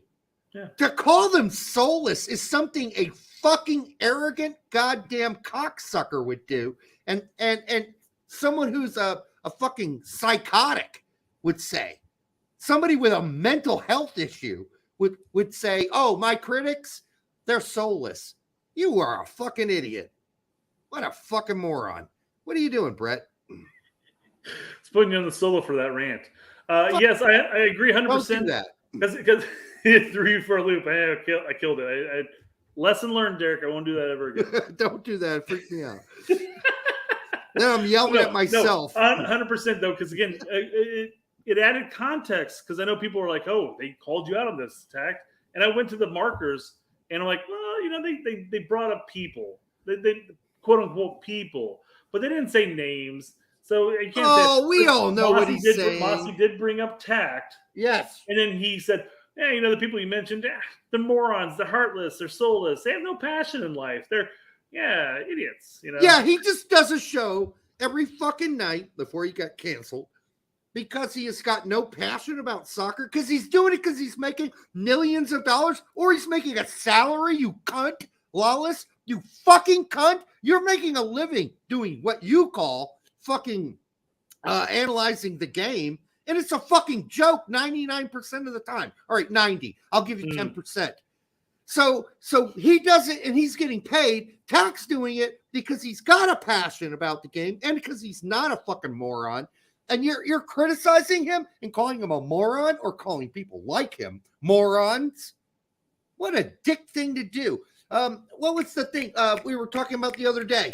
The kind of people who are so self-involved. What are those people called? We had narcissist. He's being a fucking narcissist. That's what a narcissist would say when confronted with information that might not necessarily jibe with their fucking goddamn way of thinking. What they would do is they would say, oh, those people are just morons and they need to shut up and they're not passionate like me. So that's what a narcissist would do. Lois, you're a fucking narcissist, you fucking peckerwood. Get a fucking brain and don't say shit like that ever again. And I'm going to keep coming after you and chomping on you until you stop acting like a fucking moron. You fucking idiot. God damn, that pisses me off, Brett. I can't believe you played this shit for me. God damn, that pisses me off. It fucking irritates the fuck out of me. I know Lawless wouldn't necessarily fall into this line of thinking, but this is a similar line of thinking that basically as if I disagree with your thought process, you're a dystrophobe. You're a moron. It's the same thing. You're a moron. You're an idiot. You're soulless because you don't. I don't share the same agreement. You think that defense matters. I think offense matters, and you have this problem with Messi scoring goals, etc. Clearly, you don't like the game. It's the same concept, right? So Tack said, "Hey, what we need to do is make sure the defenses get better, because that'll improve the play in the league and it'll make MLS look better." And he said, "Oh, you're just a moron and you're a soulless bastard." What a fuckface. That is so fucking, like, every time, and we've done it on this show, and I have given Lawless credit when he's been right. Yes. Right? I have been fair to him. I have been fair to him. But when he comes out and calls out motherfuckers that I know who are extremely passionate and not morons about the sport, that's when I get pissed off. And he's just, fuck you, Wallace. That's the worst thing you've ever seen since I watched you. You've never actually come out over all the years on Twitter. You've just been a jokester. If somebody said something you didn't like, you just joked about it. You didn't get serious about it. You never called anybody any names. And here you have the opportunity to be big and actually take on a topic and discuss it. And you didn't. You just call people names. Yeah. That's a fucking narcissist. And that's what you are, dickhead. And you know you are. That's what you are. Listen, Brett and I get criticized all the time. People make fun of me on this show constantly in the private chat that I don't watch because it distracts me. If you can't take some criticism, if you can't take people saying, "Oh, you mispronounced that," or "You got something wrong," like we've come back on the show and said, "I got this horribly wrong. I think it was Desali. I think I called him some other player." I came back on the show and said, "I made a horrible mistake." You got to be able to do that, and you got to be able to say when you are making a mistake, or that there's a valid argument, and we've done that too. There is a valid argument on the other side for some of the things we discussed. We've had people say, "Hey, dude, Hoppy don't have it." And you said, it could be that Hoppy don't have it. And it's looking like you don't have it. So now we're going to have to say, "Oh, you might be right." Even though, and we've said, I've got a bias of why I want Hoppy to do well. And I've come out and said why I've been so supportive of Hoppy. But man, you got to be able to take some criticism and not call people names. For just it's funny because criticism. Wallace is like the king of taking the criticism. He takes the slings and the arrows. I think he's had to all the time. Yeah, maybe this is his moment to let loose a little bit. Fair enough. I don't know if it's a let loose. We talked about Ronaldo letting loose earlier in the show. And we praise that because it's fun to watch. It's fun to watch these guys let loose from time to time. But I mean, sitting there saying like, he's an idiot. He's heartless. He doesn't have any joy in his life. Come on, man. Seriously. That's just way too much, dude. That's a super dick move to say that. That's a super dick move because nobody said anything irrational. It's one thing if somebody comes on our show and says, "Yeah, you guys are a bunch of fucking dick licking dog fuckers." Yeah, I can't believe you still didn't even know that guy from Bayern or Barcelona, right? Come on, you're a fraud. Yeah, I'm a fraud. And I'm like, all right, I'm a fraud then, I guess. Fuck it, That but guy, hey. that guy. What's his face? I don't even remember. But we had fun with it. we had a lot of fun with it. Pedri, by the way. I guess speaking of dick moves, let's move on to our last topic of the night. All right, well, while you simmer that, I do need to go pee. Fine enough. Just block yourself off so we don't see your balls hanging off. I'll be right back. I mean, you're lucky he's blocking that camera, guys, because when he stands up, his balls hang down by his knees. I'm like, God, seriously, Derek, what the fuck? No, it's the worst. Yeah. Ultimately, I think this whole thing is sad. It'd be fun if he came on and talked about it. Am I sharing still? Hold on a second. Okay. Nope. Different thing. Okay. Altogether. But yeah, it'd be fun. It'd be fun to have Wallace on and go back and forth. I mean, I always, my stance on it is I'm actually a big fan of Wallace's, even though I don't agree with him 100%. But I love the way he handles himself on Twitter because he does get a lot of shit. But I know it's not everybody's cup of tea, and it is better, yeah, right, guys? Thanks, I appreciate. I might actually remember his name the next time I bring him up. I said Pedri. Oh, I don't know. I didn't I said Pedri on the show, dude. Night, Berlin. Good. We're good. Sleep well, brother. Stay away from the Polish hookers. All right. Fuck balls. Okay, good. It stayed here. Whew. Okay. So speaking of being dicks, I guess, let's talk about the main topic, which is the U.S. women's national team getting dogpiled by everybody, apparently. Dude, I've never seen so many fucking YouTube shows on U.S. women and everybody shitting all over them. It was pretty harsh to the point where I'm like, wow. Current struggles, the women's team's current struggles, something that has been evident over the past 5 to 10 years to a lesser but still noticeable extent since the 90s. The women were never truly great. They never played technical or tactical football, 2 keys to playing the game to its highest potential. Instead, they played the mindless athletic type of game one can see on 99% of American youth, amateur, and pro soccer fields every day. What is his name from 343? I know that Tax had him on his show. Anyhow, I think there's a lot of truth to that. There it is right there. How about that? Is that the person you're looking at? It's Claybons. Yeah. Yeah, the Claybons. This brings up a topic, though. I mean, this is what people are talking about with the women's national team is that for the longest time, we've been reliant on our our youth set up with that, with being one of the few nations that take women's sports seriously? Title IX. Yes, 100%. Title IX definitely played in that, and that helped us early on. We've been playing off of our ability to play and our athleticism at the time. Problem is, you have a bunch of European clubs that are developing women teams and women leagues, and they're catching up. Didn't help the Germans. Fair. This has been the worst stint for German women and men's soccer. I mean, in my lifetime, had a great year for them.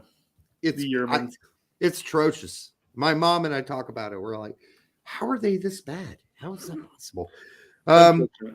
So of course the women dominated, yes, because blah blah blah. Unless they're hyper competitive and globally developed men's game, the rest of the world was not even slightly progressive and never cared about the women's game. So we talked about it. We don't need to read this because we said that. So what all Claybon's saying here is the same shit we've been saying already, which is we were way ahead of the rest of the world because of Title IX. Women's soccer teams were a requirement for most colleges in the United States. So we were way ahead. But what he's saying is we were way ahead in like the basics, and we never really got beyond the basics. And you can and you've never really watched any women's team. I'm sure, knowing Claybon as he is, he would want everybody to play some sort of version of tiki-taka. I'm not even asking for that. I'm really not. I just want to see some really good competitive soccer, and I think we have seen that from the women's game from time to time. But I mean, this version of the women's team was just simply not good enough, technically, tactically, and in this case, not even athletically, to defeat the Dutch or Portugal, or in this case, even though we outplayed them, the Swedes. Yep. Vlatko. Oh my God. Jeff, you are so right. And we already talked about this last show. Oh my God. Vlatko is like a fucking halfwit.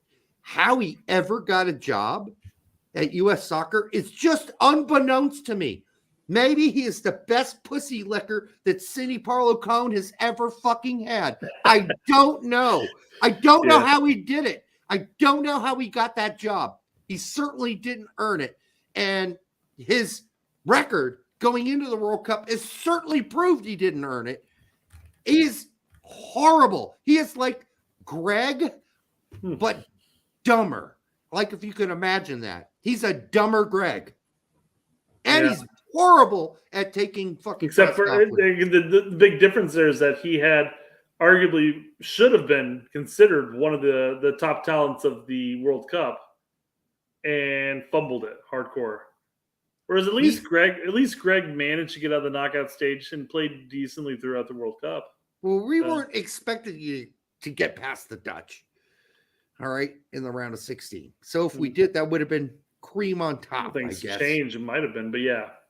We're going into that game, we're saying like, ooh, this is going to be tough, guys. We came into this tournament as the women supposed to win this son of a gun.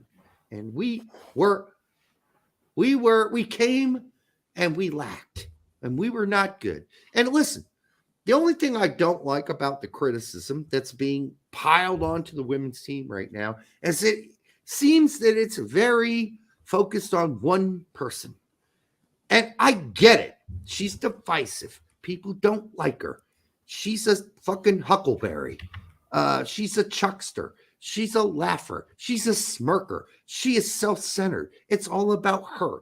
So why should she be disappointed and do an interview where she looks disappointed when the rest of the team is doing disappointed interviews? Look at Julie Ertz. Look at even Morgan. Their interviews were like, yeah, this fucking sucked.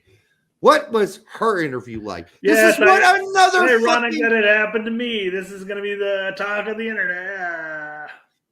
This is another narcissist piece of shit who would smile, laugh, joke, have a good time during interview when your team is all in total distress and just devastated by the loss, and they're never going to play again. You're like, I'm still love the game. Life is joyful, whatever. I mean, this is not something a leader says. This is a leader of people says. This is something a person who is only focused on herself would do and say in an interview after a unfortunate defeat in the World Cup where you were the favorites going in. And those goddamn commercials they made look horrible now. Yeah, you brought up the tweet. Derek, as Lefty brings up, how can the rest of the world beat the U.S. women's national team? Well, easy. Seems we pretty just easy. saw it. I guess. No problem.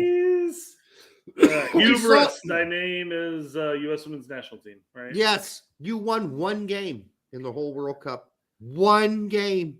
They won one game against Vietnam. They tied the Dutch. They tied their next game. They tied the next game and lost them in fucking penalty kicks. That is pathetic for all the goddamn money that has been invested in women's soccer for since Title IX in the 70s. This is what we get, or it was late 70s. This is what we get. This is pathetic, dude. That was a pathetic performance. And I'm not trying to pile on.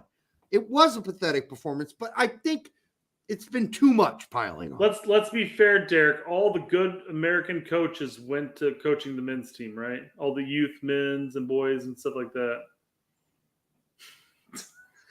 I think the same thing that's plaguing the women's team. They talk about it in the 3-4-3 thing. Same thing that's plaguing the women's team is the same thing that's plaguing the men's team. Yes, it is just bad coaching. You're focusing on the wrong aspects of the game, and at some point things have to change, and things are changing, but it's slow. And you're seeing with the men's team because you're seeing the MLS academies are free now, and they're being properly trained, and they're being sold off to Europe at a younger age.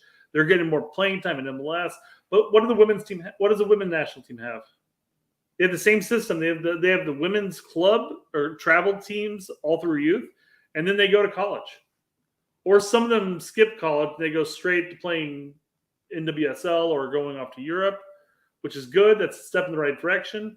But a lot hasn't changed as a whole. And what you're seeing is all the rest of the world changing and adapting and developing.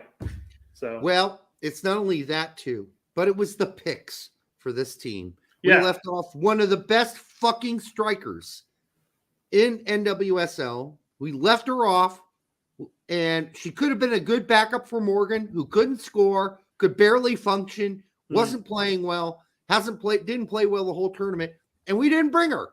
Why didn't we bring her? Because we had to add other players on this team that shouldn't have been there, like Rapinoe. She shouldn't have been there in the first place. What was her name from? I think she played for BYU, and then Hatch. Is that it? I can't remember her name. I'm no expert on women's soccer. Yeah, but I know she was snuffed. She was snubbed. So David E says Sanchez didn't play a minute. Thank you, Derek. I've been saying Morgan sucked. Not good. She used to be better. But you know what? Morgan's never blown my socks off. She ain't no Mia Hamm. All right. On the field, you mean, right? Yes. She's no Mia Hamm. That went the wrong way. Regardless, yes. Mia Hamm and some of the forwards before her were, I would say, better than her. And Izanda says it does feel like there's a double standards between men and women in this sport. And yes, I mean we brought this up last on the draw against Portugal. You saw how much Fox flamed the women's national team in that performance, but then we watched Fox not flame the men's national team on certain performances. Right. Again, in the World Cup, there was definitely good and definitely some bad. I thought that was some of the best Berhalter we've seen during his tenure. There were still things to bitch about, and we definitely did our duty at least. Oh yeah. But as a whole, you have you have it's the understanding that the women's national team are supposed to be the cream of the crop. They're supposed to be the top of the women's game.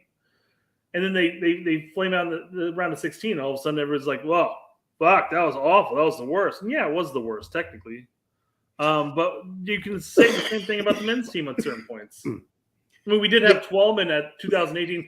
What are we doing? That argument, Right. So the only thing I would say is like, I mean, some of the commentary on the women's team made it out like all 26 players on the team were Rapinoe. That's not the case. It's not true. There are other players on the team. They don't think like her. They don't believe the same thing she does. They were more focused than she was on the actual games than she was. I wouldn't trash the whole fucking team because of one player and a horrible coach. I think there's some good players on this team that going forward with a better coach and with the sort of viral nature of some of the players that need to leave this team and move on, who aren't good locker room people. This is this is the women's game. This is the women's 2018, basically. We're seeing the old guard leave, and then all of a sudden we're going to see a squad of, mind you, there were some young players on this squad, don't get me wrong, but we're going to see a youth insurgent going into moving forward with the women's game, because there was a gap between the old guard and the young guard right now. There's big gap. There's that void there. So and that's, you're going to have this point where we're going to have an entire cycle now of where it's going to be a young, relatively inexperienced, but very hungry and very energetic squad come through the woodwork. I think it'll be nice to see. And that is where the one player I was trying to tell you before, I sent you an email and it said, this article, we need to talk about this when we talk, because it is the chick that was denied or left off this roster. She's a center forward, and I can't remember her fucking name, and I knew I would forget it, but there were a lot of people talking about why didn't this gal make the team. I don't understand why this chick isn't on the team. And she is 26, 27 years old, I believe. She's the lead scorer, one of the lead scorers in the league. And she's played, I think, 5 times for the women's national team. She was just left off the team. And that's sad. That's really fucking sad, because we had players that made the team that shouldn't have been there because they're old and they're done. And that is making Rapinoe should not have been on this team. Anyway. We saw what happens when you decide to go with a new generation, as we did with the men's team. Fresh blood. We got rid of Michael Bradley. We got rid of Josie Altidore. And you're going to experience some wild card performances. Where you're going to be like, what the fuck was that? And then there are going to be some games where you're going to be like, oh, that was great. But they're going to find their own. They're going to find their way. And it'll be nice to have fresh blood, basically, at this point. But apparently there were a lot of politics involved. And so players like Morgan, who maybe shouldn't have been there, and players like Rapinoe, who shouldn't maybe be there, they're past their prime, made the team. And I don't think it would necessarily have been better. I don't know if we would have been better with just an all-out young team. But I think there would have been more potential to develop a team for the future. But I guess we were looking at right this minute, and you're kind of afraid usually to let go of those older players if you're married to them. And we certainly seem married to Megan Rapinoe. So all politics out of this. Rapinoe shouldn't have been there. And don't pin Rapinoe on the rest of the team. Not all of them. Because they don't all think and believe and embrace the same things she does. That's all I was going to say there. Oh, we obviously heard Lloyd's conversation as far as the team morale and the team setup or chemistry as far as whenever she ended up retiring. And she said that there were a handful of players that really made that locker room kind of toxic. I'm going to use that phrase, toxic. I don't think. No, but she said toxic. Oh, did she? Okay, then yes. Then I'm glad I used that term then, even though I don't like that term. But yeah. But she said it. Yeah. Yeah. Eric C for $4.99 says, I mean, they won the last 2 World Cups. It's that BS curse. Germany, Spain, France, and Italy. The World Cup winners usually choke the next World Cup.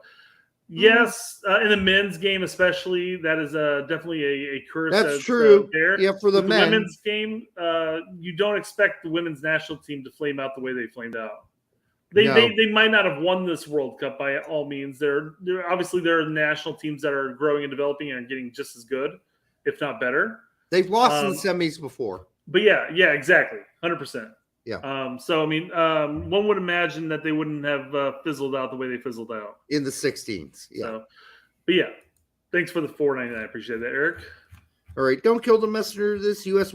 women's national team is polarizing politics, causes, stances, and behavior have made this team unlikable. This is unbelievable. He's allowed to post this from his Fox job. The World Cup's over. He can say whatever he fucking wants, I guess, at this point. To a portion of America, this team has built a brand, and so now I like him all of a sudden because he's just speaking his mind, and he doesn't care if he gets in trouble, even if I don't agree with everything he says. But at least he's saying what he believes. And you're all morons for thinking otherwise, right? There we go. Yeah. Now, if he finishes it like that, then he's a dick. The team has built its brand and has derived its power from being the best winning.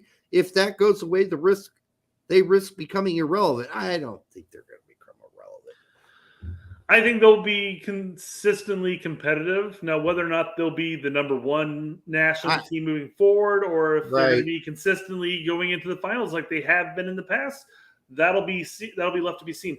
I think we still have the infrastructure developed in this country that we're going to be a top 5 team, guaranteed, for at least the next decade or two, easily. Yeah, I don't think we're going to be irrelevant. I think they'll hang in there. I think they'll be a top 5 team, but I think you're going to see other teams like England, France, Germany. I used to think, but after this tournament, I'm not sure what. They'll come back around. Come on, it's just like Germany from the men's side too. They've done that as well. I'm down on the Germans altogether right now. Sorry, being half German, it's been very, very. There's nothing wrong with going down on a German, Derek. It's.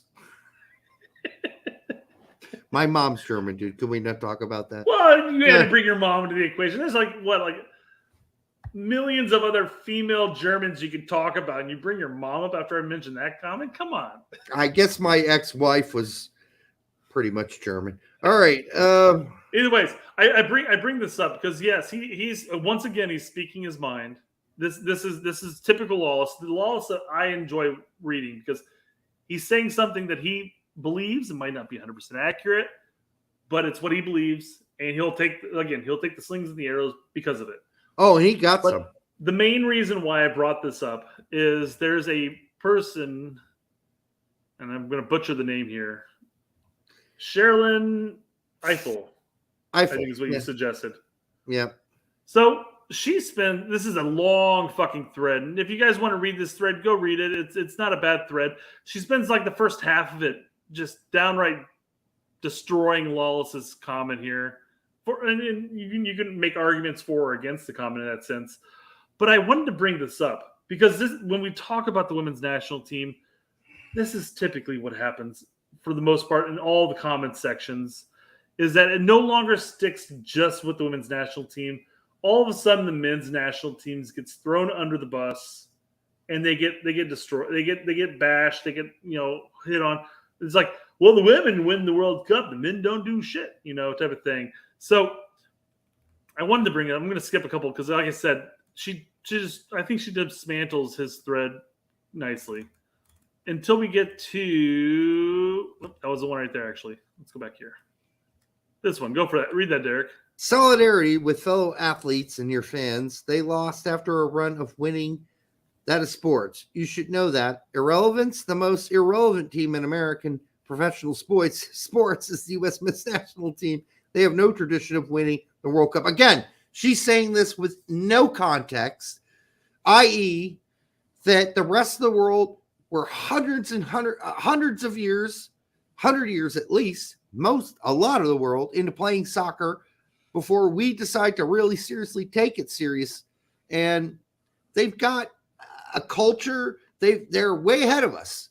So as far as the men go, we've got a lot of catching up to do. The women, because of Title IX, were way far ahead of the rest of the world in women's sports, including soccer.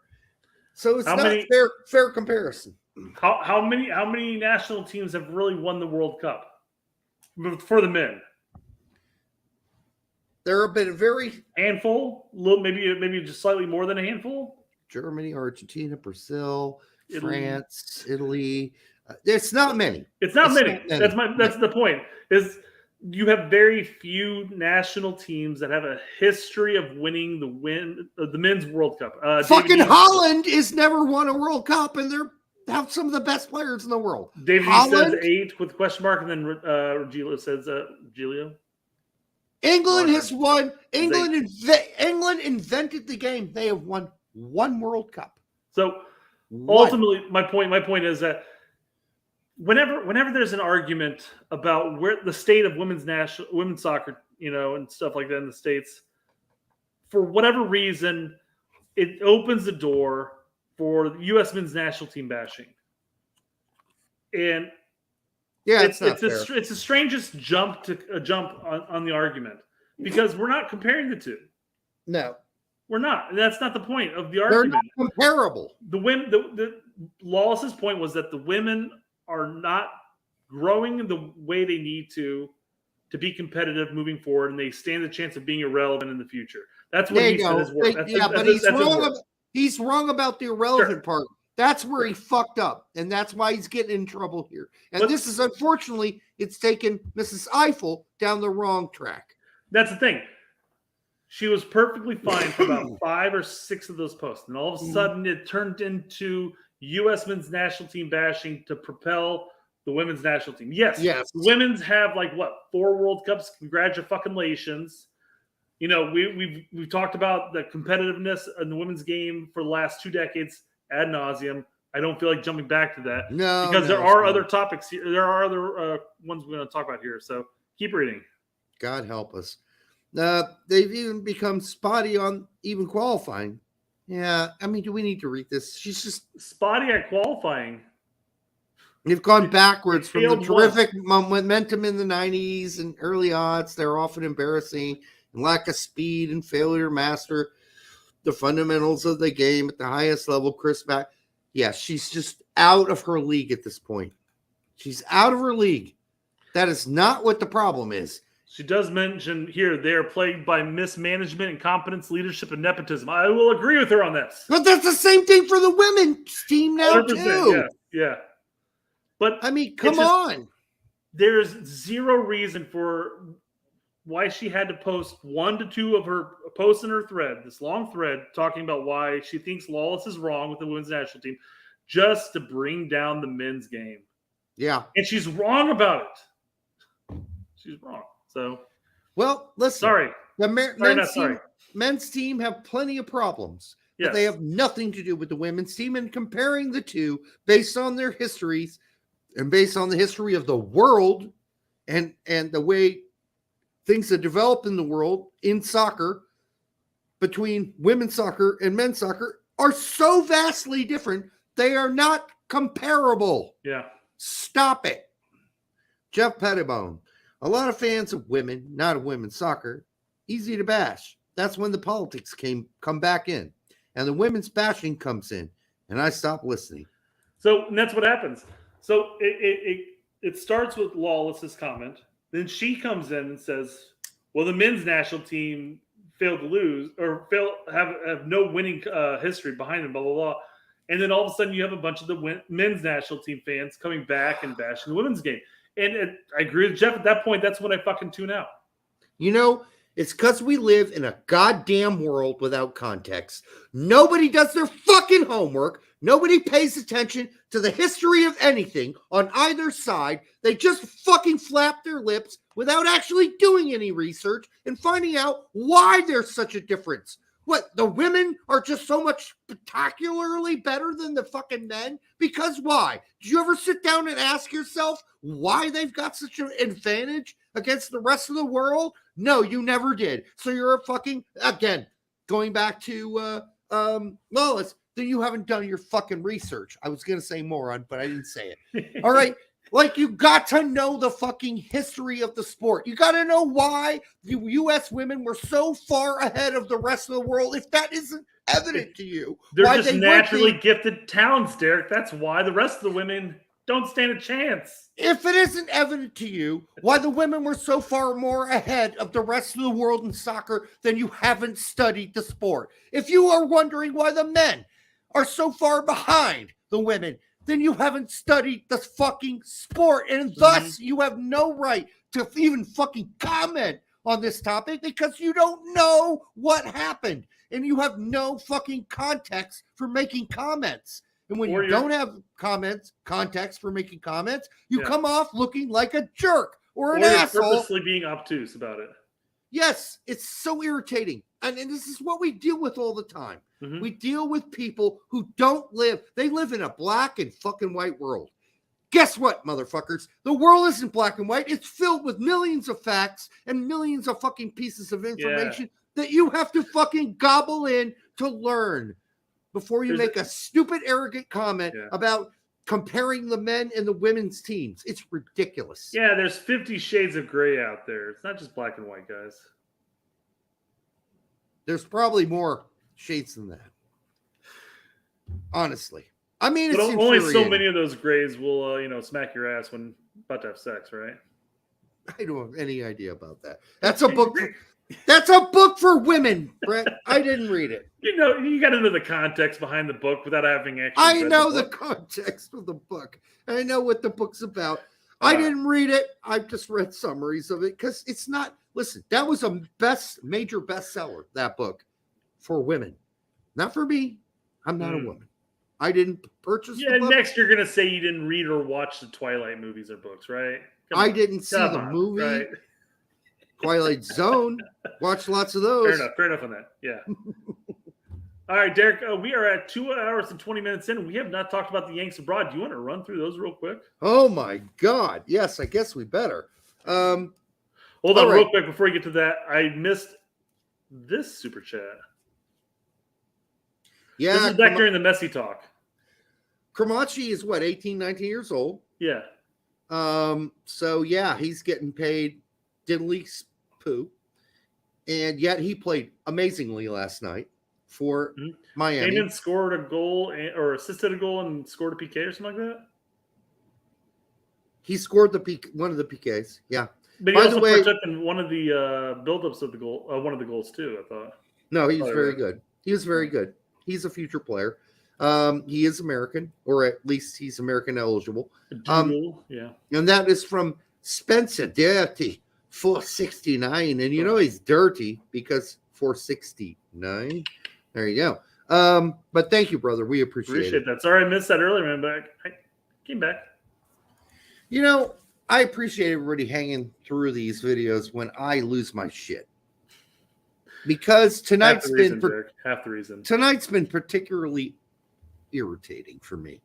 So thank you for hanging in there while I just cannot believe some of the shit and here's the thing. Brett sets up the show and he knows exactly what's going to irritate me. He sets up this show.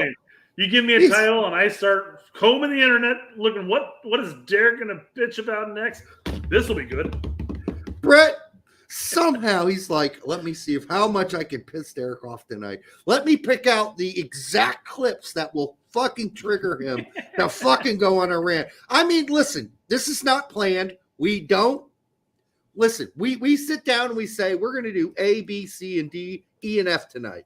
Brett doesn't play me any of the clips. He just gives me a really basic rundown. Here's what we're going to basically do. He does not tell me the topics like in detail. So, yeah. So if I got fucking pissed tonight, it's because I didn't know what was going to be played. I mean, I literally told Derek, I go, after he sent me the title of the show, I've got a video of Lawless calling Tact a soulless, heartless, passionless moron. And Derek goes, cool. That was about it. Well, I didn't really understand that was actually going to be true. Yeah. Just like, what in what context is he doing that? Would have been my question if I had more time during work to text you back. Derek, can you put Lawless to shame on guitar and song composition? Oh, song composition all day long. Just go out and buy my fucking album. And by the way, I don't think Lawless has ever had an album on the top 50 college charts for fucking, 28 weeks like I did back in 1999? Yeah, I don't think he has. That's okay. I didn't make much money from it anyhow. The fucking record label ripped me off. Oh, those motherfuckers. Yeah. Anyhow, that's how it goes. And so did my fucking European label. They ripped me off too. I got probably like 10% of what I was supposed to get. Isn't that the common story with bands, right? It is. No, now you get, we live in an era now where you don't even need a fucking label. Well, here's the funny thing. They want us to come and do a European tour, right? Oh, and so they said, we got all this money set aside for your tour when you come over to play. And then when we did all the hostels, right? Well, when I can't remember what happened, but somebody got really sick and we couldn't do it. They're like, oh, well, we'll just hold that money for your next tour next year. And then that money included the money we made from selling our album in Europe. So they still have it. They're waiting us to tour 30 years later. They're still waiting for us just to come make sure that you're touring at locations where you can catch U.S. players playing abroad, and then you can do some at on-field footage. You know, like, hey, I'm over here at Dortmund, and we're going to watch Reina play, blah, blah, blah. And by the way, don't take any offense to that. They're a good label in general. They were good to us. They just didn't have a lot of money. Everybody is facing a crisis at certain times with their independent labels. They're called Taltris Records. They are in Bordeaux, France. You can go to Taltris, I think, .com, or I don't know if it's Taltris.fr. Whatever. Yeah. And just check them out. They still carry our albums. I think they still sell them. So good for them. Thank you for being so loyal. Tom, I like Nate the Lawyer's U.S.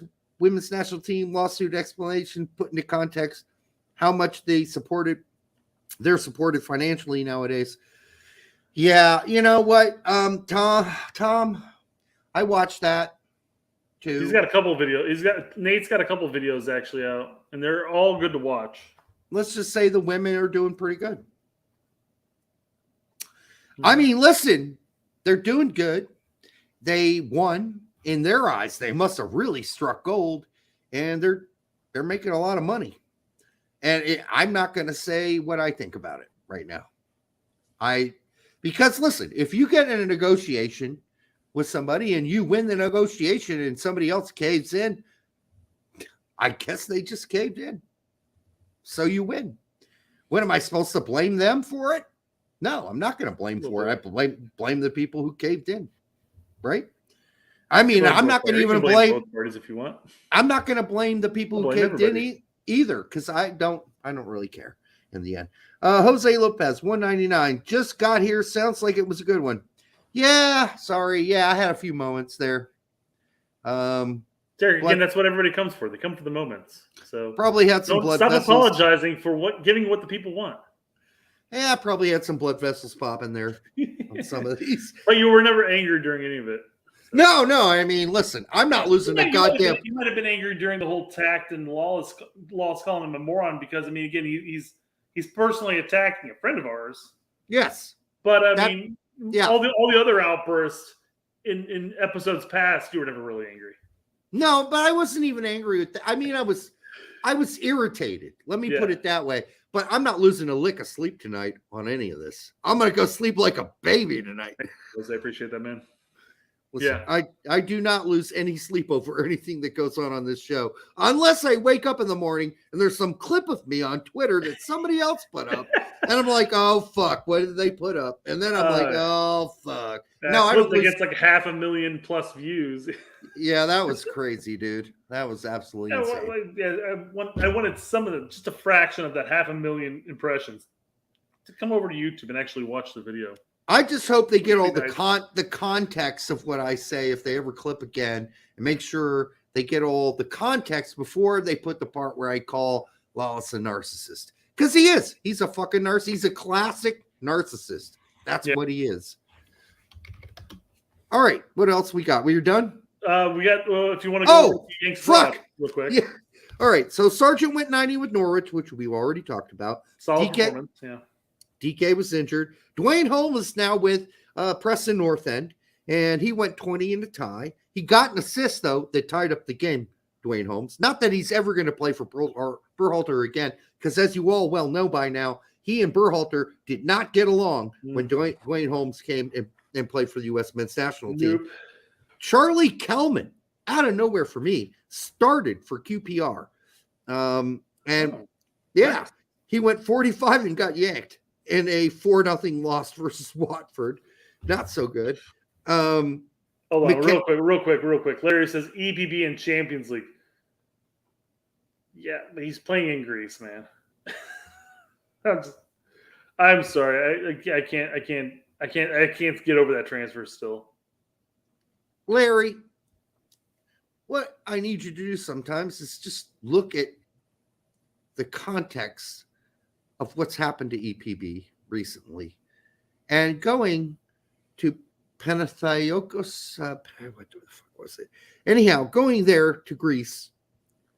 That's where careers go to die, unless he is starting every game and they are kicking ass, winning the league, doing well, getting something out of Champions League. So we'll see. I'm not giving up on Eric Palmer Brown. What's getting anything out of Champions League? So I talk about this whole Champions League thing all the time. Like, is it good for a player to go to Champions League or a Champions League based team in hopes that he might get some Champions League performances? Yeah, he's in Champions League, but that might literally be only a handful of games. And they could get destroyed. What's the rest of the season after that? He might have. Right. It would have been. I mean, no different than CCV at Celtic. I mean, and them losing like 21 goals against and no goals for, or whatever the fuck it was. And it might have been both Scottish teams actually, but still. And they could get destroyed, and he could get destroyed, and it might not even be his fault. No, true, 100%. So, not doubting that. And again, this is the same. And Larry's bringing up Scotland as well. I have the same argument with Scotland too. When we talk about when there was conversation that Tillman might be getting sold to Rangers, I was sitting there like, no, yeah, he might get Champions League games, but then the 99% of the games he's going to be playing against will be against other Scottish teams. Right. We want him to go to Stuttgart. More. Yeah, exactly. Go to Stuttgart. When we're talking about CCV, we want him out of there as soon as possible. I want him to have another solid season and then go back to England. At that point. The sooner the better. Sooner the better. McKenzie, 90 minutes versus Eupen. Or Eupen. Depending where game, though. Yep, but they lost. Yeah. Bello, his first game for Lask in Austria. What do you think Bello did? I think he sent this to me in a text, and I think he didn't play. He didn't play. God damn. He's riding pine in Austria, Bello. Anyhow, it's not to make light of this. We're not here to bash Bello, but I mean, it's just the people who hung on to this guy for so long. You're like, dude, he's not that good. And they're like, nah, he's going to be good. You're like, no, he's not. He's really not that good. And then he falls down and he falls down and he's down in Austria and he still can't start. Come on, give up on Bello. I don't think anybody that watches this show is still like a Bello person, because otherwise they would have stopped watching. MLS should go and place a bid on him, because clearly they don't place any inequality on defense, right? He could come to MLS. He won't start. He won't start in MLS. Come on, that's seriously. That's not fair on a league that doesn't put any equality on defense, right? Dude, he's not good. He is not a good player. Well, according to laws, neither is MLS defense. So, he's worse. He's a USL player. That's his level. All right. Fabian Hertzler, an American. Yes, he's an American. He's born here. The coach for St. Pauli got a tie to start out the season. Maximilian Dietz, or Max Dietz, if you want him, started for Firth alongside Julian Green. As you can remember, Dietz is a youth player. He came up through there, not all the way through there, but recently through the first system. And now he is a starting right center back for Firth. And it looks like he might be for the entire season. He went for full 90 in a loss, unfortunately, for Firth. And Julian Green went 90 as well. How did the game go? Not the first win? No, they lost. No, I didn't hear it. Yeah. Sorry, my bad. Yeah. Boyd, 15 only, didn't start. Berlin. Boyd didn't. I know, but he'll watch it later. Berlin, Terrence Boyd didn't start for Kaiserslautern, and he only went 15. Now, they got 2 red cards, so I know why they lost. But, okay. Yeah, that's fair. Wooten, 8 minutes for Munster down in Bundesliga 3, along with Mr. Butler, 45 for Dortmund 2. I feel like we're only bringing these players up because the rest of the leagues haven't started, right? When we start doing Yanks abroad, we're not going to be talking about Bundesliga 3, right? No, but I got to throw them in because they're funny, some of them. Male Corbos, 90 for Verl in the 3 Bundesliga and a loss.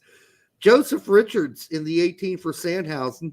And then Jalen Hawkins played center forward for Mannheim in a loss for 68 minutes.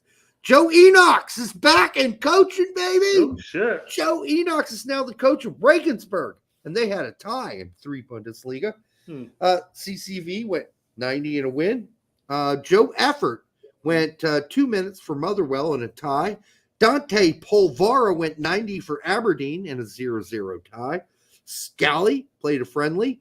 Paxton Aronson went 28 for versus Nottingham Forest. Horvath was left off the team completely for that friendly with Nottingham Forest. They fucking just signed Turner, so yeah, Horvath is gone. No, this is before they signed Turner.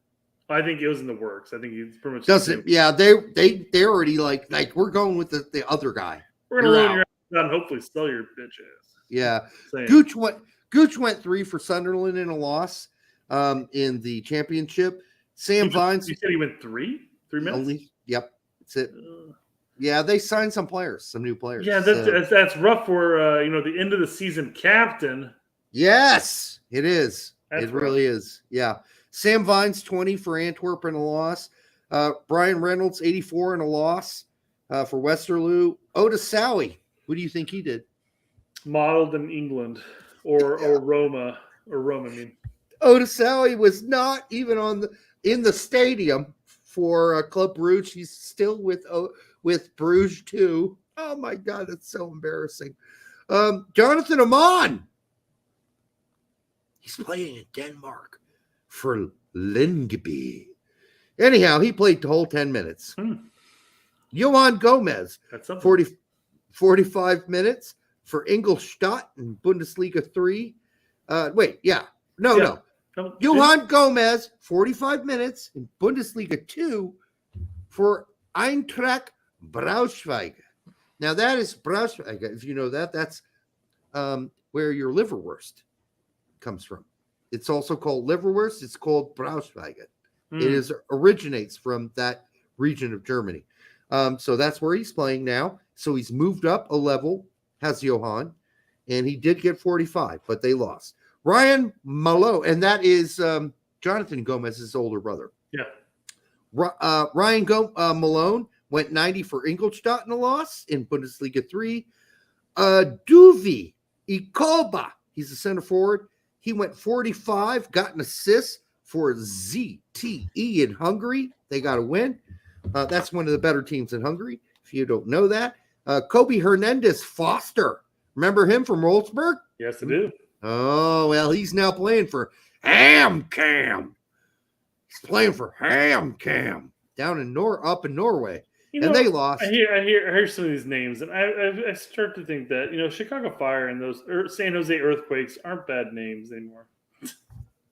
No, they're not. HamKam, but they've been around a long time. HamKam. I don't disagree. I believe it's short. Shit name is still a shit name. Yeah, HamKam's short for something, I believe. Anyhow, this guy that we all thought was going to be this great player is just not that great. He played 35 minutes for HamKam. You'd think he'd start for a team like HamKam, but they lost. This is in Norway. Sam Rogers. God, man, we got hammered with this. Why did you ever talk about Sam Rogers? Well, Sam Rogers didn't play. He sat for 90 minutes for Rosenborg in Norway this weekend. And that's it. That's what we got. That's what happened this weekend. And that's we're going to have a whole shitload of this next weekend. All right. Yeah. So I want to thank everybody. No, stop it. Oh, stop it. What? Yeah, pull it up. Super chat. Jose Lopez. Thank you. You're about to close out the show. No, I was going to say thanks to Jose.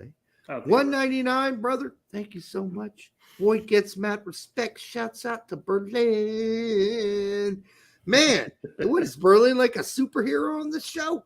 He gets shouts out. All right. Listen, we'll see how Boyd does. He's a year older, and things are getting rough at Kaiserslautern. So we'll see what happens. But, the one thing I was thinking about the whole time when we talk about stepsisters and stepbrothers is the Brady Bunch. And I always was concerned that we always knew that the father, Brady, Mr. Brady, he was a widower, right? But guess what? They never fucking explained on that show. They never explained why Mrs. Brady had 3 daughters, and they never tell you why. Like, immaculate conception. No, what my guess is, like, she was working at the firm with Mr. Brady, and she was married, and she had these 3 kids, and like her husband worked at like as an exec at some other, and then like they hooked up, right? And she had an affair with him, and then she divorced that dude, and then they got married, but they never explained that shit. But I do know one thing: there is no doubt that Greg and Jan should have fucking hooked up on that show. All right, Larry for $2. Lando had 0 goals and 1 assist in 9 MLS games. This was he mentions leading up into the World Cup. He must be referring to when Klinsmann must have left him off the World Cup roster. Are we talking about Lando Calrissian? Yeah. Lando Pando? Lando Norris? I don't know what. Had 0 goals and 1 assist. Talking about a guy who wants to fuck a robot, apparently. It must be leading up, but that doesn't give Klinsmann any excuse for what he did. I'm sorry. Anyhow, that's going to wrap up the show. Make sure. Hold on. Why is everybody saying my name right now? Tom, why you saying my name like 5 times? 3 times? Weird. Must have missed something. Say my name. Say my name. Anyhow, let's wrap it up. We love you. We respect you. We won't call you a moron if you have something to say on the side that we disagree with. We might. It's possible. I mean, if you say something totally absurd and you're just a jackass, maybe. But yeah, mostly we just handle all your comments, and we're trying to be respectful here. Unlike Alexi Lawless, who basically thinks a whole group of people are soulless morons. In the meantime, unlike Greg and Jan Brady, I think everybody should feel in that stepsister, stepbrother situation, you should feel very open to anything because you're not related, and it's okay. And I know it wouldn't have been on the Brady show. I get it. That would have been shut down completely. But we live in a different era, and I think it's okay if you guys explore that. All right? So until the next time on Straight Red Card, good night, and thank you.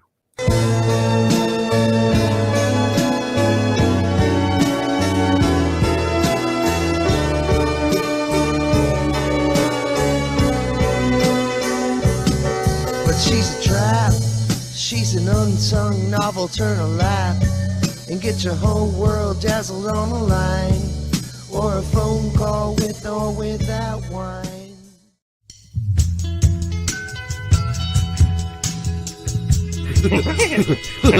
That hurt.